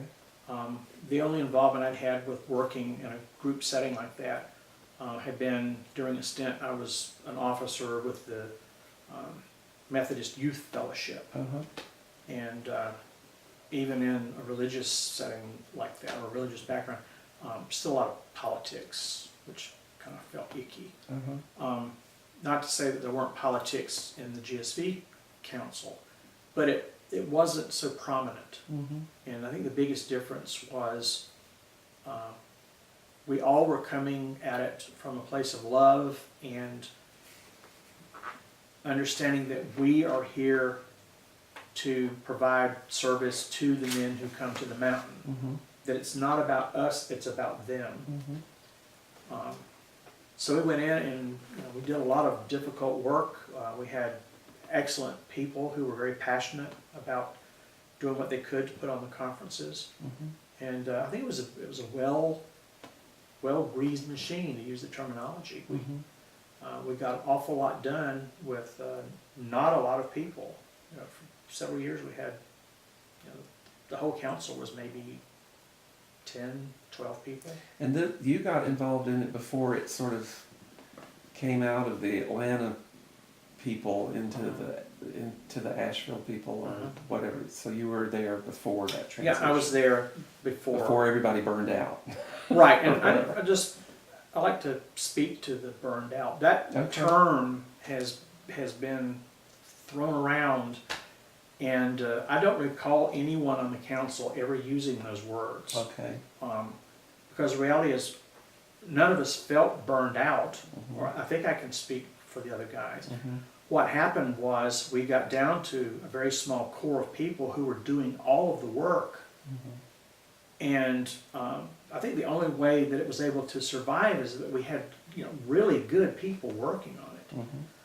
But when it came time, for example, for the presiding elder at the time, his term was up. And according to the bylaws, a new presiding elder is selected from, the current council. Mhm. And the men who were qualified, none of them wanted to do it. Mhm. So that presiding elder stayed on for, it was at least another year, maybe then 2 years. And still, we weren't getting any new people on the council. Nobody wanted to be the presiding elder. Mhm. And we ultimately decided this is not sustainable. Mhm. We can't continue this. We need help. But it wasn't like, we can't do this anymore. It was that we just realized we needed help. Yeah. Yeah. And we couldn't do this with the group that we had. Well, thanks for clarifying that. Right. And so ultimately an announcement was made at I don't know which year it was, well, I think maybe 2009, somewhere along in there. We felt that we owed it to the brothers of GSV to let them know how things are and open up for suggestions. How do we keep GSV rolling? Mhm. What does that look like? And that was the beginning of those discussions. Okay. And then ultimately out of that, came a transition team and Mhm. acknowledgement that they wanted GSV to be led from a more geographically dispersed group rather than having it just Atlanta-centric. All right. And I sort of get that. At the same time, I look at it as like Atlanta, I think was doing a jam-up job, and we were filling up the conferences every year, well, at least until 2008 when the economic crisis hit. Mhm. And the door and the floor was always open for suggestions or people wanting to come to the meetings. Mhm. But rarely did anyone ever show up. The only input we got was what we received on the feedback forums, Mhm. which we always read and implemented things that we thought were good and could work. Mhm. And we recognized the desire for some of the brotherhood to want to have a voice in all of that. But what I think has happened now, and this is just my opinion, Mhm. is that in trying to make it geographically diverse, it's added more complexity to how the organization operates. Mhm. So it seems to have been weighed down so that it can't operate as efficiently as it did, Mhm. which has led to, its own, to frustration at a different level. That's interesting. Yeah. Right. Okay. Because right now, whereas we used to have, like I said, maybe 8 to 10 people, we have more work groups in the current structure than we had people. Right. And then these work groups, maybe have, 3 to 5 or more people in each of them. Mhm. And it becomes difficult to keep track of what everybody's doing Yeah. and to communicate, between the different groups. It's unwieldy. So I think some of the folks are overwhelmed, and it's like we want this to work, but we're not sure, how to do it. Mhm. It's definitely improving. I can say that they've acknowledged that yes, we need to do something, Okay. and it's Okay. just Well, how does all of that background link up with your becoming a convener or co-convener or whatever it is you're going to do? Aren't you going to be something?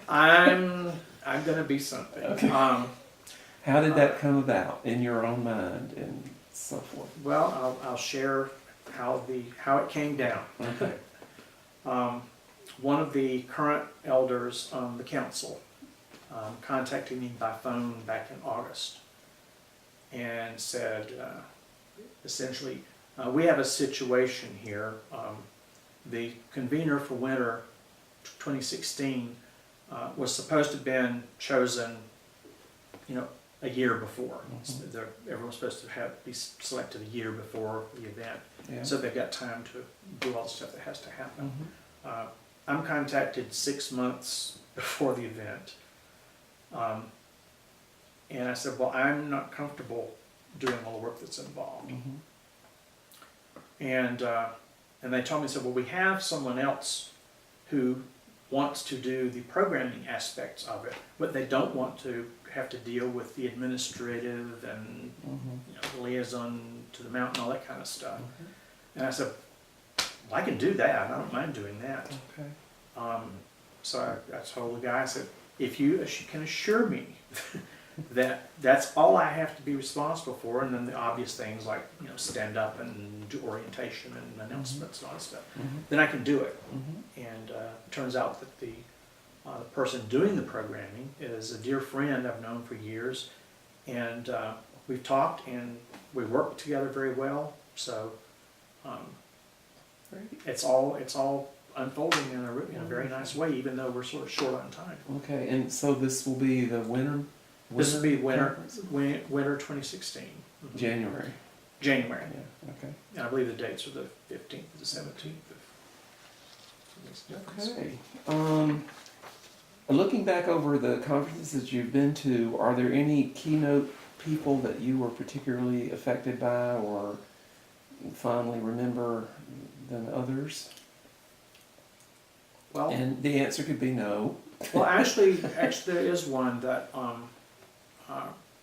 really made his mark for me, Uh-huh. and I've taken some pieces of his keynote and have applied them to my own life. Mm-hmm. And that was Don Clark. I don't remember the year that he was keynote. Yeah. But he works in the mental health field. He's involved with some of the, well, at least he used to be involved with some of the body electric, more intensive type things. Mm-hmm. Where I met him was in one called Healing the Wounded Healer, Mm-hmm. which goes in pretty deep, and it's exactly what the name implies. Yeah. But when he was addressing GSV, one of the things that stood out from his keynote was that when someone shares something with us, their view of us, and particularly if it's something that's, we don't want to hear it, we don't like the way it sounds, they may misinterpret it, whatever, Mm-hmm. to recognize that what they're sharing is coming through their own filters and their own experiences and isn't necessarily reality, Mm-hmm. and we shouldn't take it as such. Mm-hmm. And that our only obligation when that happens is just to say thank you, or thank you for telling me how you're seeing this. Yeah, right. Yeah, yeah. And that's been useful to you in your relationships or whatever? It has been useful on so many levels Oh, okay. to remind myself that what I'm hearing isn't necessarily reality. Uh-huh. Okay. That this, and that gives me a lot of comfort. Mm-hmm. Sometimes I don't necessarily, it doesn't necessarily make me feel good, but it doesn't make me feel as badly as I would have before I looked at it from that angle. Oh, interesting. The other thing I took away was, that was very powerful, which is actually pretty simple, is no means no. And how we can cause ourselves unnecessary stress and anxiety by reading more into no than what's there. Because we often attach whatever we come up with that no. If it be like someone asks you to go out on a date or something, and or you ask someone else and they say no, then we often tend to read into that no because they think I'm too fat or I'm too this or I'm too that, when it may just be they feel it's not a good match or whatever. But again, it goes back, it's about them, not about me. Uh-huh. Uh-huh. So being able to remember that when I hear no, that's all it means. Uh-huh. No. Uh-huh. And Okay. the same thing if I'm delivering it to someone else. Sometimes I'll spell it out, I'll say. And this was all Don Parks? This was, yeah, this was from Don Clark. Okay. And, What are some of the most uncomfortable times you've been at the con? What are some uncomfortable memories that you have of conferences? You know, challenging for you that were made you have to stretch to accept it or take it in or appreciate it. mhm. Not judgments that you were making, Yeah. but just things that were hard for you, if there were any such experiences. Nothing really stands out as far as the, like keynotes, or any of that sort of thing. Okay. There've been a couple of times in small groups, that it was difficult to be there just because the group got off topic and they were bringing other people in the conversations that weren't even part of the group, those sorts of things. The only other thing I can think of that really rubbed me the wrong way, I guess is the way to put it, was in some of there's several discussions that have been held over several different conferences, where they sort of got out of discussion and turned into more like arguments, and it felt like it just was not heart-centered, and that was distressing because these were people that I love, and I realized that they were just becoming they felt very passionate about what they were discussing, but it's like that the heart sort of disappeared from the picture, and it's difficult to sit with that. Okay. You mentioned something earlier about incorporating various aspects of things that you got at GSV into your life, into your habits and outlooks and stuff. Are there other things that the organization has given you, or that you would credit GSV for introducing into the way you operate? Yes, there are several. One the first one that pops in my mind is there's a gentleman at GSV. Gentleman sounds like such a formal word. A brother. Yeah. That I discovered was a transcendental meditation teacher, and in conversations with him, he convinced me to go through the training, and it's been one of the most wonderful gifts I've ever given to myself. Wow. Through the practice, I mean, it has kept me grounded in some really difficult situations. Wow. And probably, and it is something that I continue to practice. Let's see, there was something else I was thinking of. Well, if you don't think of it, you might later. Yeah. That's okay. How does the GSV way of being contrast with other organizations? Have you ever been involved in other gay organizations? Yes. And how would you compare them, the way they make their decisions? And Are you talking about from the leadership standpoint, or your experience of working in one versus working in the other? Oh, okay. Well, and what are these organizations? What are some of them that you've been involved with? I can name names. Yeah, oh yeah, if you want to. Well, I think we're trying to just get at how it might be very different or a little bit different than the way most groups go about doing their work. Well, there's only been one other group that I've been involved with that approached the level that I've been involved at GSV, and that was the Atlanta Primetimers group. I was approached by a dear friend who was on the board of directors for them several years ago, and he said, we're in need of someone that can do accounting and balance bank statements, that sort of thing. And he says, I know you can do that. Could we bring you in and you perform that for us? And I went, sure, no big deal. And I liked the sort of mission of the organization to provide, social and educational things, for mature gay men.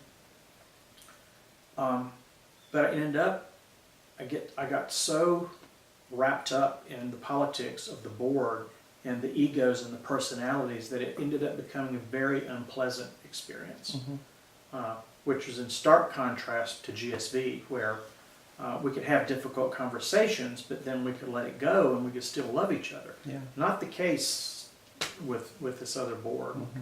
People held grudges. People would refuse to speak because you disagreed with them, and because it was I felt like it was so toxic. When my term was up, I I left and I said I never want to go back just to that sort of environment. Interesting. Yeah. So that, yeah. So it's Okay. big difference. Okay. Is there a way for you to describe how GSV has affected your circle of friends and acquaintances? Was it a profound influence? Was it a marginal influence? Is there an overlap that's really noticeable?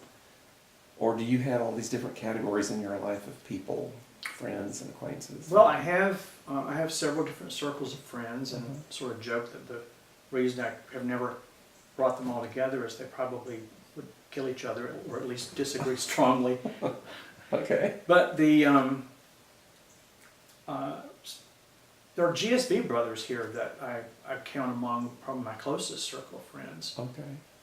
and I feel very fortunate that we have that GSB is so present, in the Atlanta or the Metro Atlanta area, that we can reach out and connect with like-minded men and not have to travel long distances.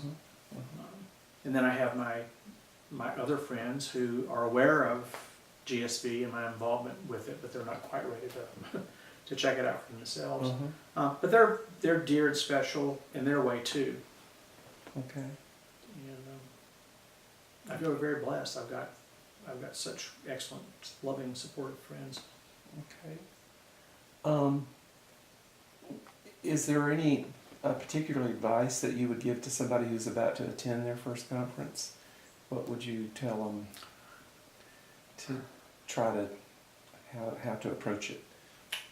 Looking back over the years and remembering my first experience,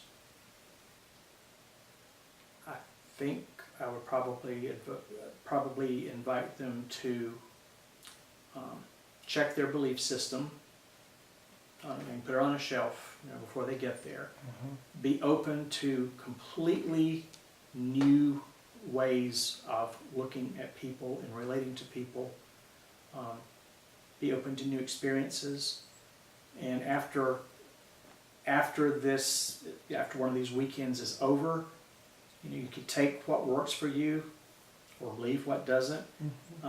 Or if you're totally freaked out, you can still pull your old belief system back off the shelf and go with that. But I really don't think many people would willing to go back to that.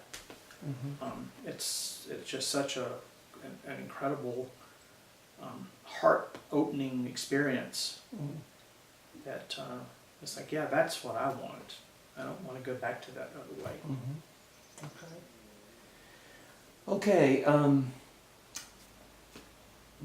We've covered pretty much what we usually want to cover, but we want to also be sure that you don't leave here without saying what you wanted to say, if anything particular, about GSV. So if we didn't cover something you expected us to, or there's only one other question after this, and that's to go through this list of names and tell us some memories about them, if you have any. But what didn't we cover that you thought we might, or would wish we had, that you want to say about GSV and its role in your life? Nothing, I don't think anything really stands out that I haven't already shared. And not knowing, who may see or hear what I'm saying,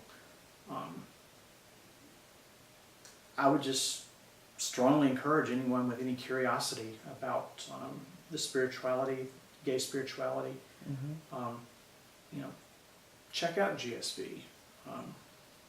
It is such a gift that many people don't know about it except through word of mouth or in this day and age, finding it on the internet. Mhm. But it's rare that I hear anyone attend a conference or a GSV event and say, "I'll never come back."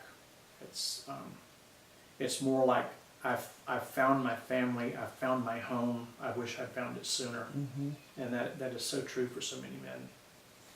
Okay. Thank you. Thank I'm you. gonna give you this list, and I was looking at it earlier today for the first time actually since I've made it, and what I'd like to for you to do, if it's possible, if you have the energy, is to just kind of slowly go down through this alphabetical list of people who've died, and slow enough to where if you for any memories that you have of these people as you go through the list, to get to the surface. Don't go so fast that we're gonna not have a memory of that person. Mhm. And the point of this, for me anyway, is that these people are not here to interview, and yet they were important to us. Yes. And different people to different people. So we're just trying to kind of capture what were they like. What is your memory of them? What either a specific interaction that you had with them, or just how did they come across to you? Why are you fond of their memory or their name? Mhm. So those are the people, Okay. and So if I please take your time We going don't need down reading the glasses list. for this. But I think I left them on the Yeah, you table need up your. here. Why don't we get your glasses Yeah. first? Yeah. I'm at that age. It's like, As I was sitting here talking to you, I was thinking, why doesn't he wear glasses? I have to wear glasses, but you took them off too, just like I took mine They're off. not here, Tony. Oh, I think they're in it's that little tiny case. Have the super portable, Oh my goodness! fits in your pocket, armored, so That they don't get does. crushed if you sit on them. I have and then never just- seen and then they these. just That's unfold. amazing. I have to talk to you about that. Okay. Yes. No, you can't have these. And you can go backwards through the list or forwards through it, just whatever will be. Well, I'll just start at the top. Okay. That's the best way to ensure that I don't lose my place. Okay. I'll start by saying some of the names I recognize as brothers who I've met at GSV, but don't really have not enough interaction to share much. Okay. David Arpin, I vaguely remember. I think I could probably, pick him out and photograph, but haven't had enough interaction to Okay. really comment on him. Ivan Bailey, I actually had more interaction with Ivan in other circles outside GSV. Okay. I just remember him Well, being. what was he like? That's what we want to hear. He was a very, very gentle man, soft-spoken. He created really beautiful, exquisite metal work, like these huge entrance gates, things like that. He'd do this elaborate scroll work, things like that. Mhm. He really, that was a passion, and he really excelled at his craft. I don't remember much outside of that. Okay. Let's see. Terry Barfield, I don't recognize. Malcolm Boyd, I never met. But of course, he's a big name in our circles. Bo Braswell, I don't recall. Gary Briggs, I briefly met a couple of years ago. He came back to a GSV conference after having been absent for a number of years. And I just remember him just being a very, very sweet man. Seemed to know no strangers. He was talking with everyone at the conference. And then, to learn, I think it perhaps wasn't even a year later, 2 years at the most, that that he had transitioned was. My heart sunk a little bit because I just remembered him his spirit. Do you remember why there was an interruption in his coming? Was it a interesting reason, or was it? He may have said, I don't remember. Okay. But I believe he was involved in the really early years, if I remember correctly. Okay. Big Joy, James Broughton, I never met, but I have read some of his works and love him. The film that was recently made about his life, it's a must-see. There's no real way to describe it. It's just you have to see it to understand it. John Burnside, I did not meet. Memory serves me right. He's Harry Hayes' partner, I believe, who recently passed. Jose Candelario, I do not know. Hal Carter, I don't remember. Keith Carter, I remember being very, very gentle, tender, loving guy. A little older than I was, and he was one of these men who I really didn't know him that well, but counted on seeing him at the conference, and would always enjoy interacting with him. A beautiful soul. John Clark, I don't recall details about that. Sean Iverson Cook, also known as Shauna Please. I remember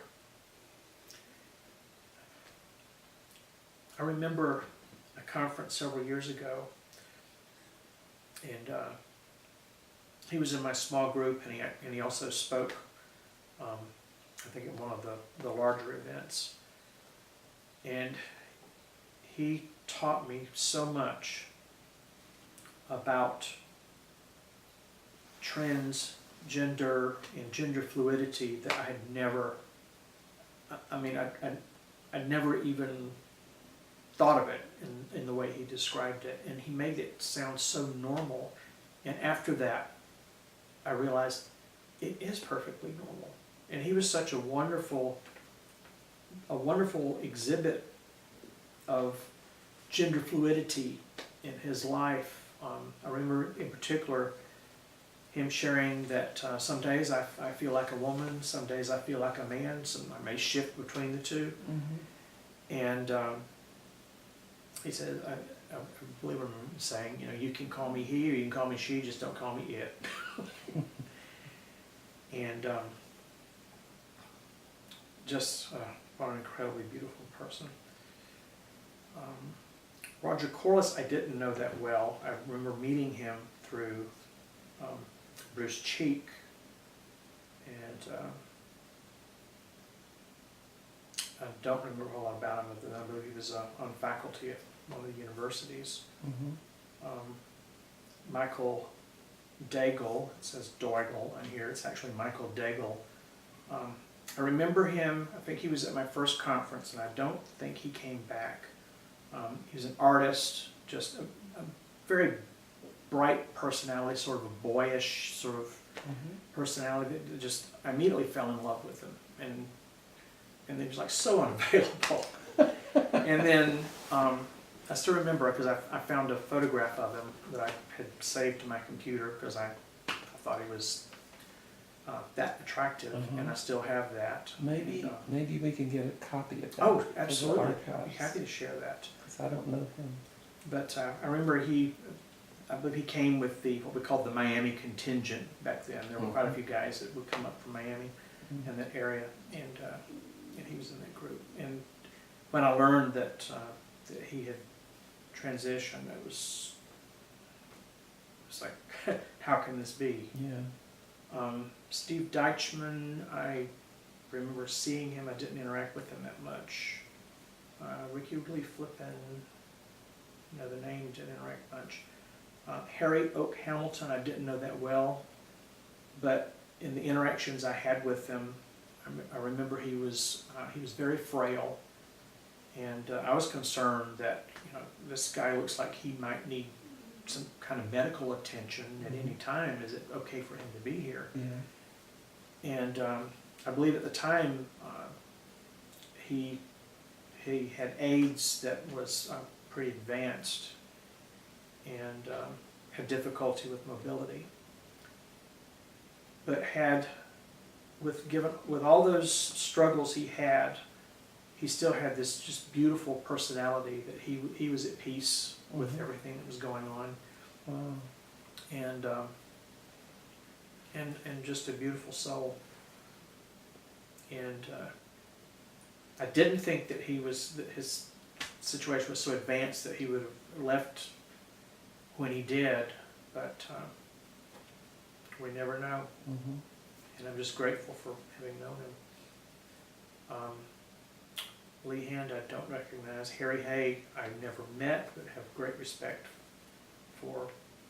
Interesting story with tree walker Martin Isgonitis. Mm-hmm.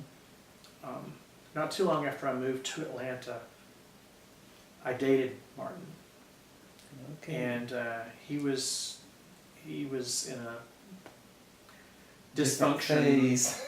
Yes, he was going through a phase. I didn't know what was going on with him, Uh-huh. because he did such an excellent job of protecting me from it. Mm.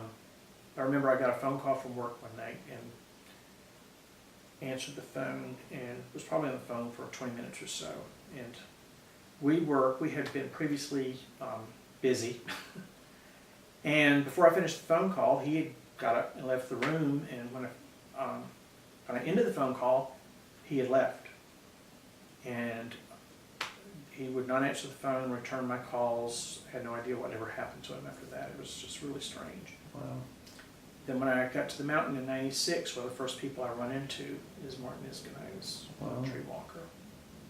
Must have been a shock. It was a shock, and without getting into the full story, we exchanged a really tight hug, and acknowledged how much we'd missed each other. And he said, let's have a chat down at the fire pit.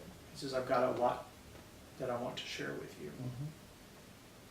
And the essence of what we talked about was that he was abusing drugs back then. Mm-hmm. And the reason he left in a haste was he reached a point that he decided that he could not let me get involved with that he did it to protect me, Mm-hmm. but he didn't have the courage to tell me what was going on. Mm-hmm. So I'm indebted to him for that. Mm-hmm. But Mm. it was really strange when it happened. And it was wonderful to be able to spend time with him, do things socially with him after that. Yeah. And our final meal together was at the Mad Italian up just inside 285, just a couple of months before he passed. Mm-hmm. And it was just a social lunch, but I remember him having one of the biggest smiles I've ever seen on his face. He discovered that he had the non-Hodgkin's lymphoma. Yeah. And he said, "But I'm going to beat this," Uh-huh. and he just was so positive about it. And then to learn that he didn't beat it. Mm-hmm. Jeff Jacka, Tiger, or as he would say, Tiger. I had the pleasure of actually rooming with him at one GSV conference, and what a wild man. I wanted to have a conversation with him, but he's one of the types that he's never still long enough to really talk with him much. I didn't know him, so that's interesting to hear. Yeah, and he's one of these guys that, buff body and just really magnetic personality. Mm-hmm. Can have anybody he wants. And Mm-hmm. I felt like he's out of my league. But Uh-huh. the time that we were rooming together, he was actually a very sweet guy. And Kerry Jackson. I spent a lot of time with Kerry. I think I met him through Body Electric, and I don't recall if I introduced him to GSV or he came on his own, but he became a very close friend. He was an artist, I have, I'll back up.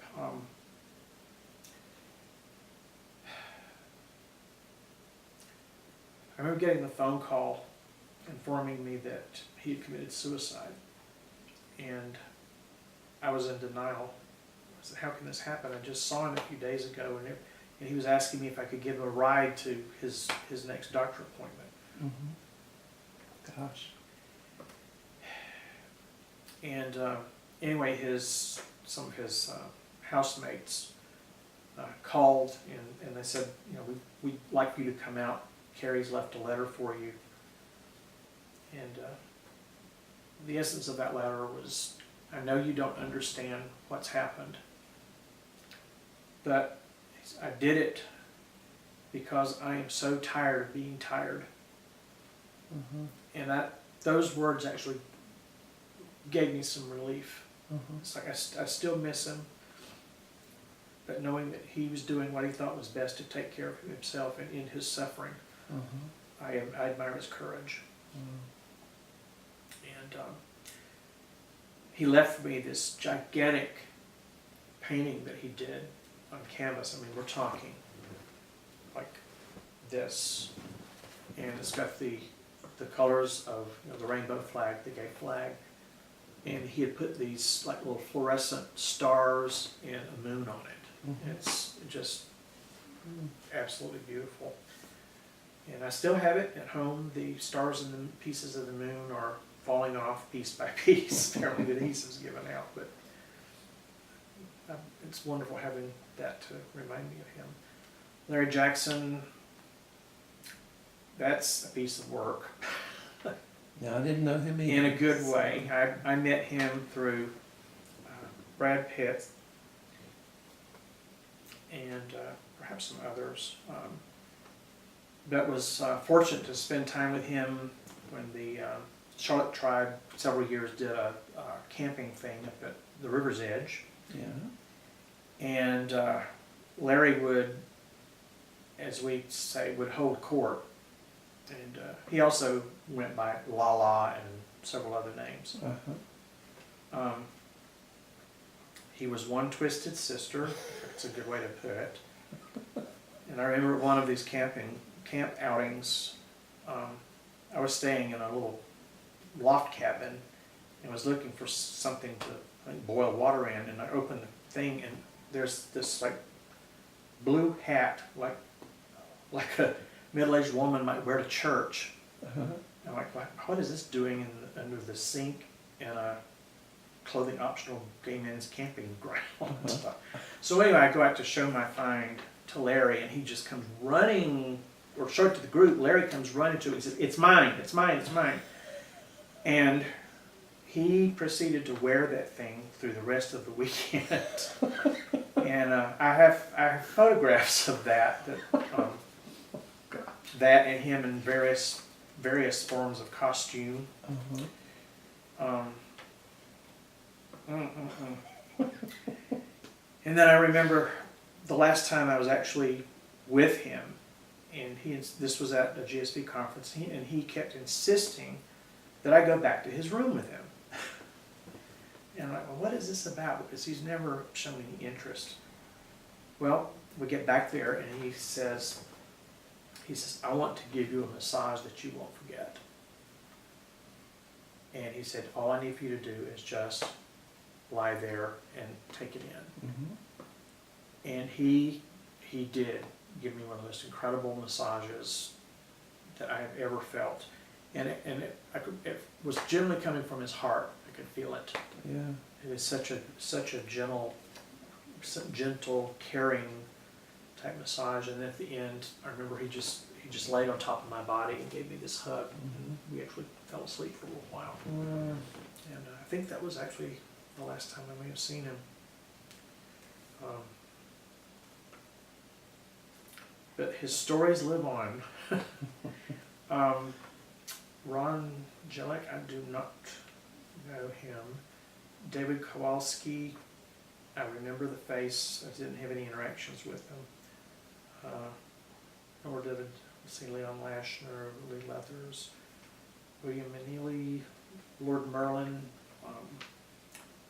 I believe came a couple of years at the invitation of Michael Chavez, also known as Peregrine, the Circle. Oh. And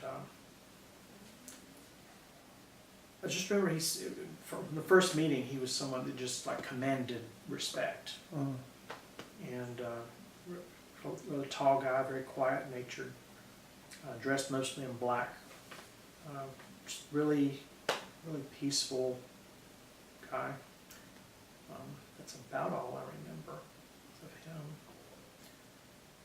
John Mungo. He was coming regularly for several years and was actually a keynote one year. And had a wonderful sense of humor. Kept the room engaged. Easy on the eyes. Fun to talk with. Was he a young guy, a older guy? He was, I would say at the time he was probably maybe in his early 40s, Really? I think. Oh. But I think he was another one that succumbed to AIDS, but maybe not. Uh-huh. Because I know that there were some other issues he was dealing with in his life that I think were more along the. Was he an Atlanta guy?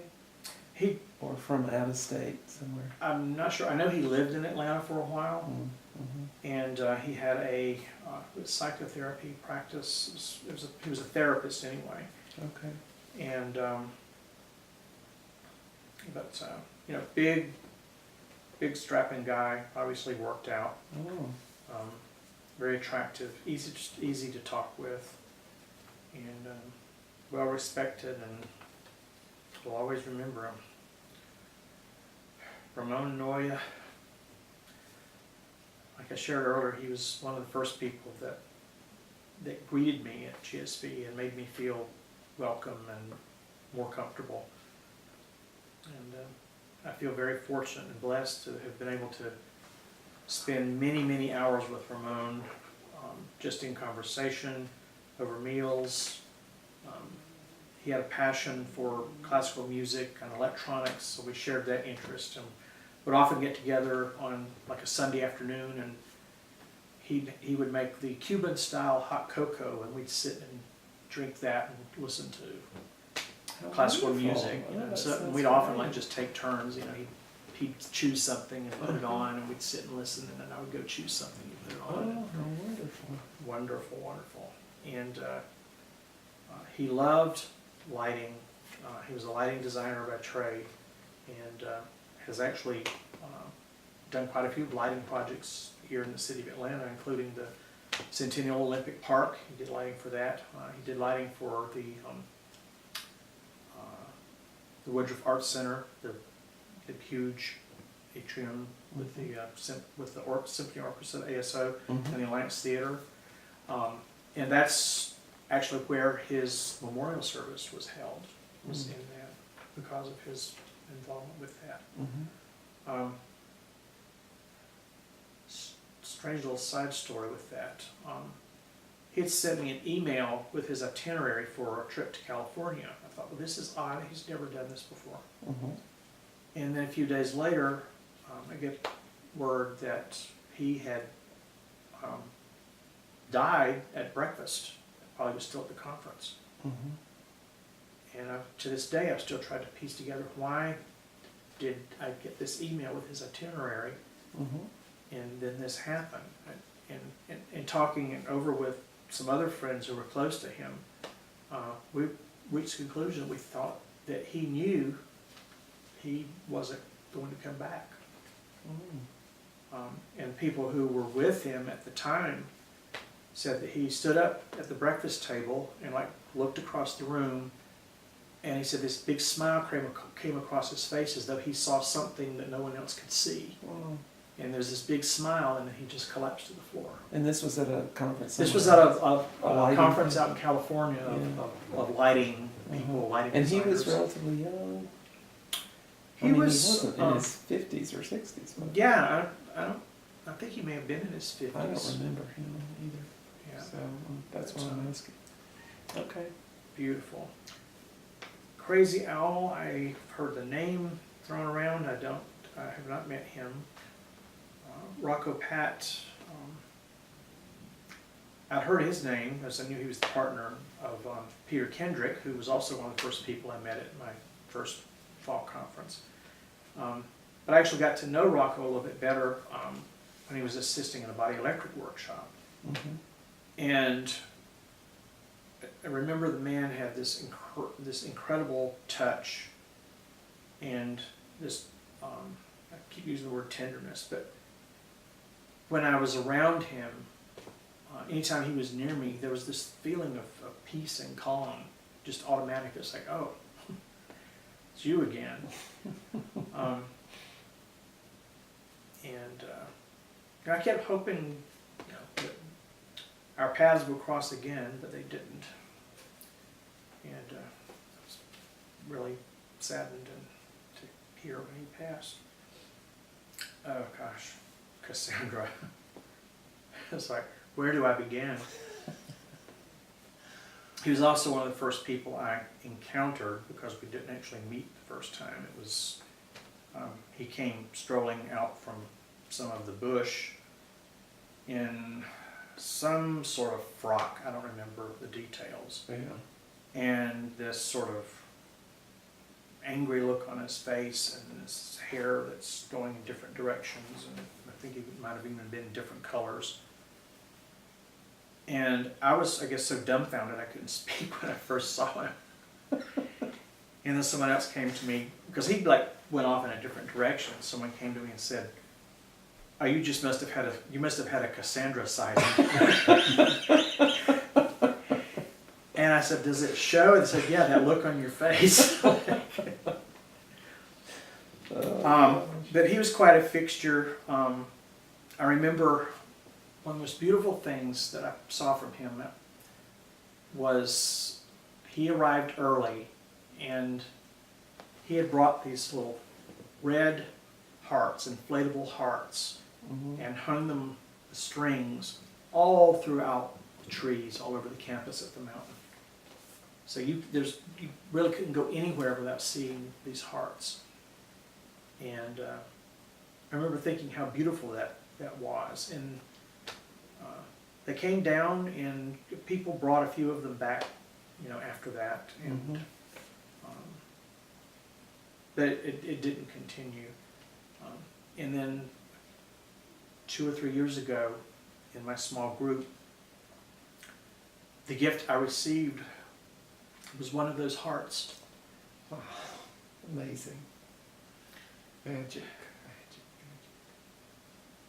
And I was very fortunate. I had bought one of his chapbooks with poetry, Uh-huh. which was a genre all unto itself. Yeah. And a couple of years later, I actually put the chapbook in the heart and wrapped it and gave it away as a small group. I really treasured it, but I felt that it needed to be experienced by other people. Oh, wonderful gift. Yes. And Do you recall who received that gift? I don't. I might be able to if I really thought hard about it. I remember one particular talent show that stood out. This was back when the talent show numbers were notorious for going overtime. And they reminded everyone, that you're limited to either 6 or 7 minutes. We're going to be watching you. Don't go over.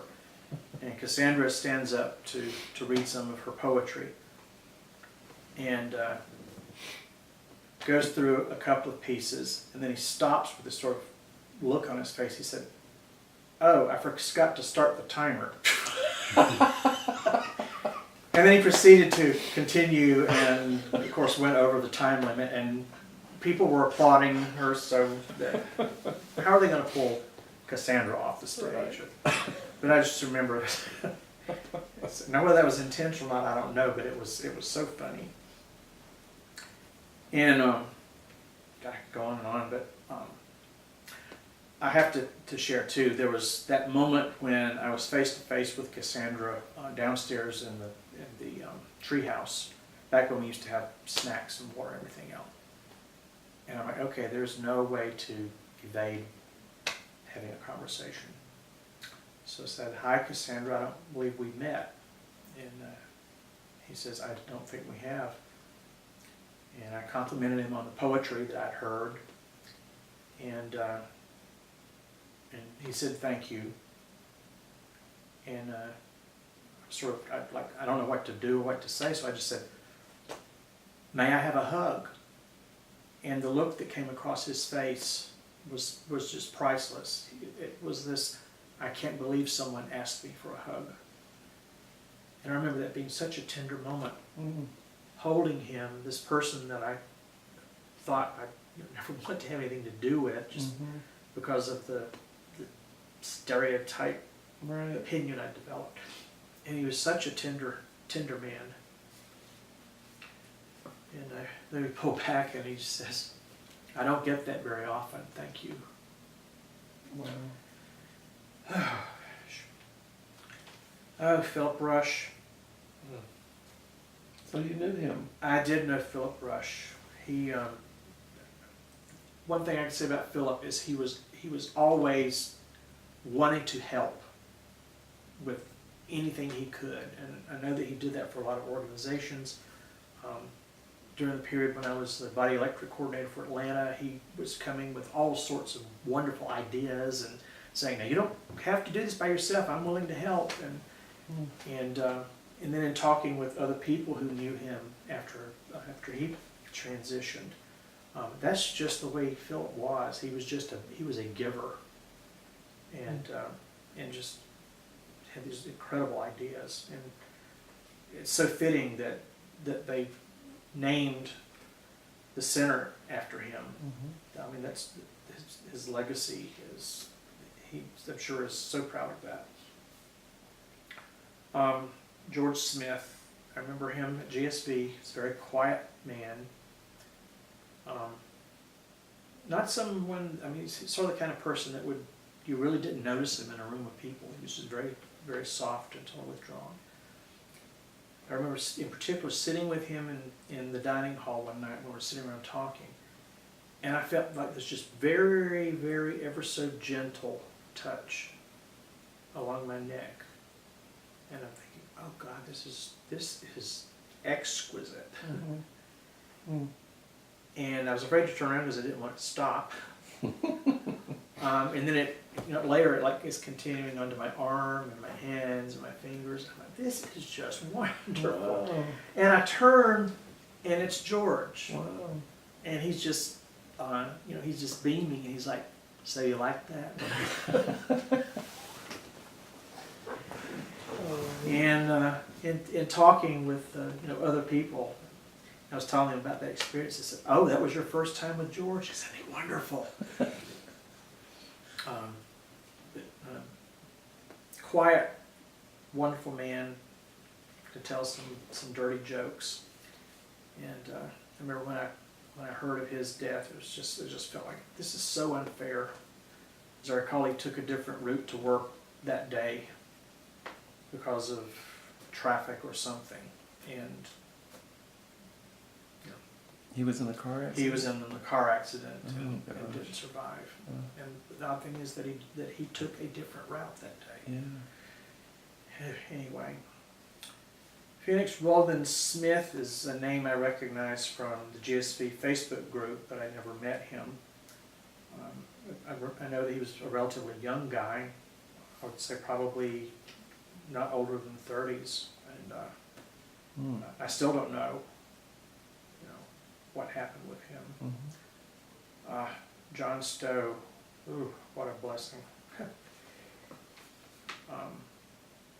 As I shared the story earlier about encountering him at the park, and he's saying, you should be on the council.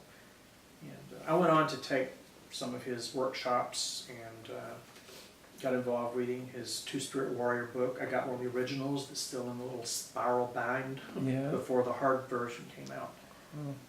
And then also went to him for massage several times and was just blown away by his intuition for these different oils and flower essences that I would go in and it was like he could read what's going on with me and he's pulling these things off the shelf and blending them and explaining the purpose of each one. And every single time, it was addressing something going on in my life. Wow.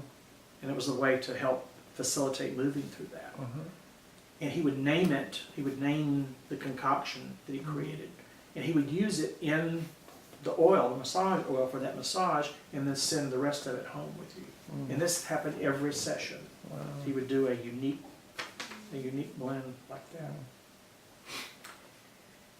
And of course, he was big time. He may have introduced getting GSV more into having more movement type work. He was very much into that. And I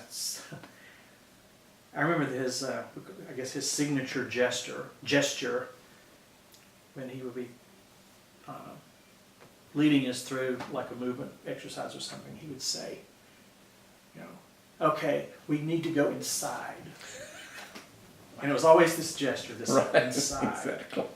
And then people would mock him, but he took it great, this inside. Yes. Oh, God. What a beautiful soul, and left too soon. Guy King Faxton, my first encounter with him was at the mountain when he was in his Green Man outfit. And he jumped out from behind some of the shrubs and scared the living bejesus out of me. And I didn't know who it was, and I didn't ask. He was quiet, he didn't speak or anything. And I just remember going and saying, somebody just jumped out of the bushes and scared the living crap out of me. And he said, oh, Green Man? Yes. He said, oh, that's King Faxton. I said, why does he have to be so cruel? Now I found out when I actually met him, he was anything but cruel. Such a sweet man, and did such beautiful art. And I have some of his mandalas. I still have those on my altar at home. Served with him on the council several years. Would go to his home he always had winter solstice gatherings at his home, and they were just beautiful. And then I remember visiting him in the hospital, and he looked around at the men around his bed, and he says, I didn't know I would be visited by angels. It was a very tender moment. Roger Weinstein, I met him, I believe at the time he may have been Jim Faison's partner, or at least very good friends. Incredible musician, very passionate about music and poetry and bringing it to GSV. And was he a young guy or not? he was probably, I guess he was probably in his 30s. Gosh. Because I was 40 when I came to my first conference. I know he was a little bit younger than me. But another one, it's like, I got news that he was no longer with us. Like, how does this happen? Right. There's so many people on that list. I know. And you've known more than most people have known. John Whidden, another incredibly beautiful man. What did he look like? I don't Oh, he looked like I guess first impression is he looks like a lumberjack. Mm-hmm. He's big frame, tall, sort of reddish, bushy hair. At time had beard to go with it. Had sort of an ominous, sort of almost threatening look to him until you talked with him, and then, he'd smile, his eyes would smile, and his spirit would come through, and it's like, wow. And such a sweetheart, and did some incredibly beautiful art. I wasn't able to attend his shows, but in some of the work he brought to the mountain, it's just incredible stuff. David Bryan Witt.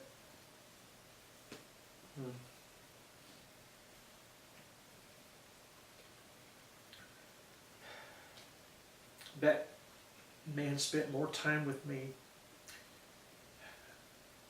at some of the fall conferences than I think any other single person did.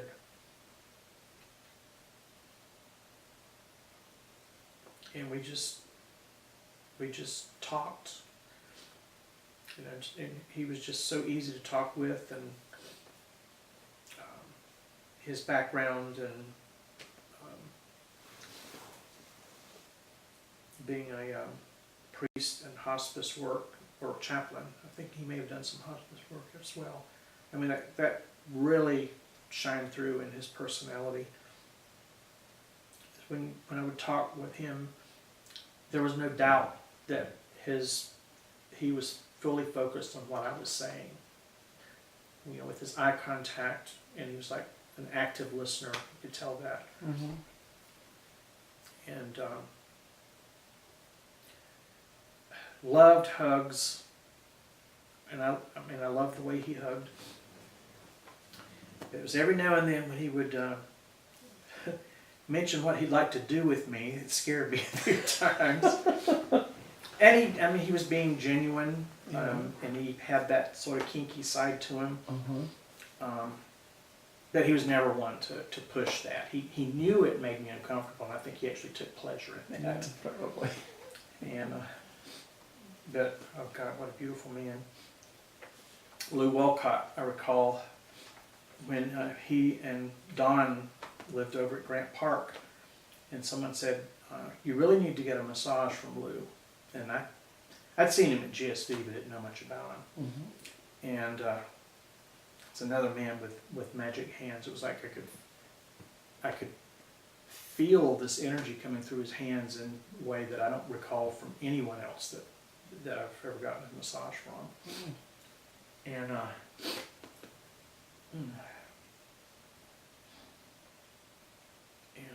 when they moved to Seattle, and then Lou's health started declining, I remember thinking, I wish that they were both back here so that we could show them how much we love them. And I just felt so bad because I didn't know what Don's situation was up there, and I knew that he could certainly use the support. But anyway, I feel very fortunate to have known him. Raven Wolf Dancer was, I just remember initially hearing about his tragic death, but taking a whole lot of pride in the legacy that he's left behind with GSV. Not a conference goes by that his name's not invoked, probably several times. And I'd never seen a photograph of him just a few years ago, and just incredibly beautiful man. I'm glad that he had the vision to guide GSV, get it on path to become what it's become. Don Young, I remember meeting him through Ray Taratute when they started dating. And one thing I remember, I'd never seen Ray smile as widely and for as long as he did when he brought Don along with them. They were so in love with each other. And Don was very much in his head. I forgot what he taught at Kennesaw State. I don't think it was some form of like mathematics, something like that. Very brainy guy, and loved to talk about astrology, which I completely didn't get, but I would listen to him because I just respected him and wanted the interaction. And he was frail, you know. And I know he came here several times for the heart space meditation, and just so enjoyed conversations with him. And from him getting sick and going downhill so rapidly, it still doesn't seem possible that he's gone. So I feel I was blessed to at least had an opportunity to know him and to interact with him. He's a dear man.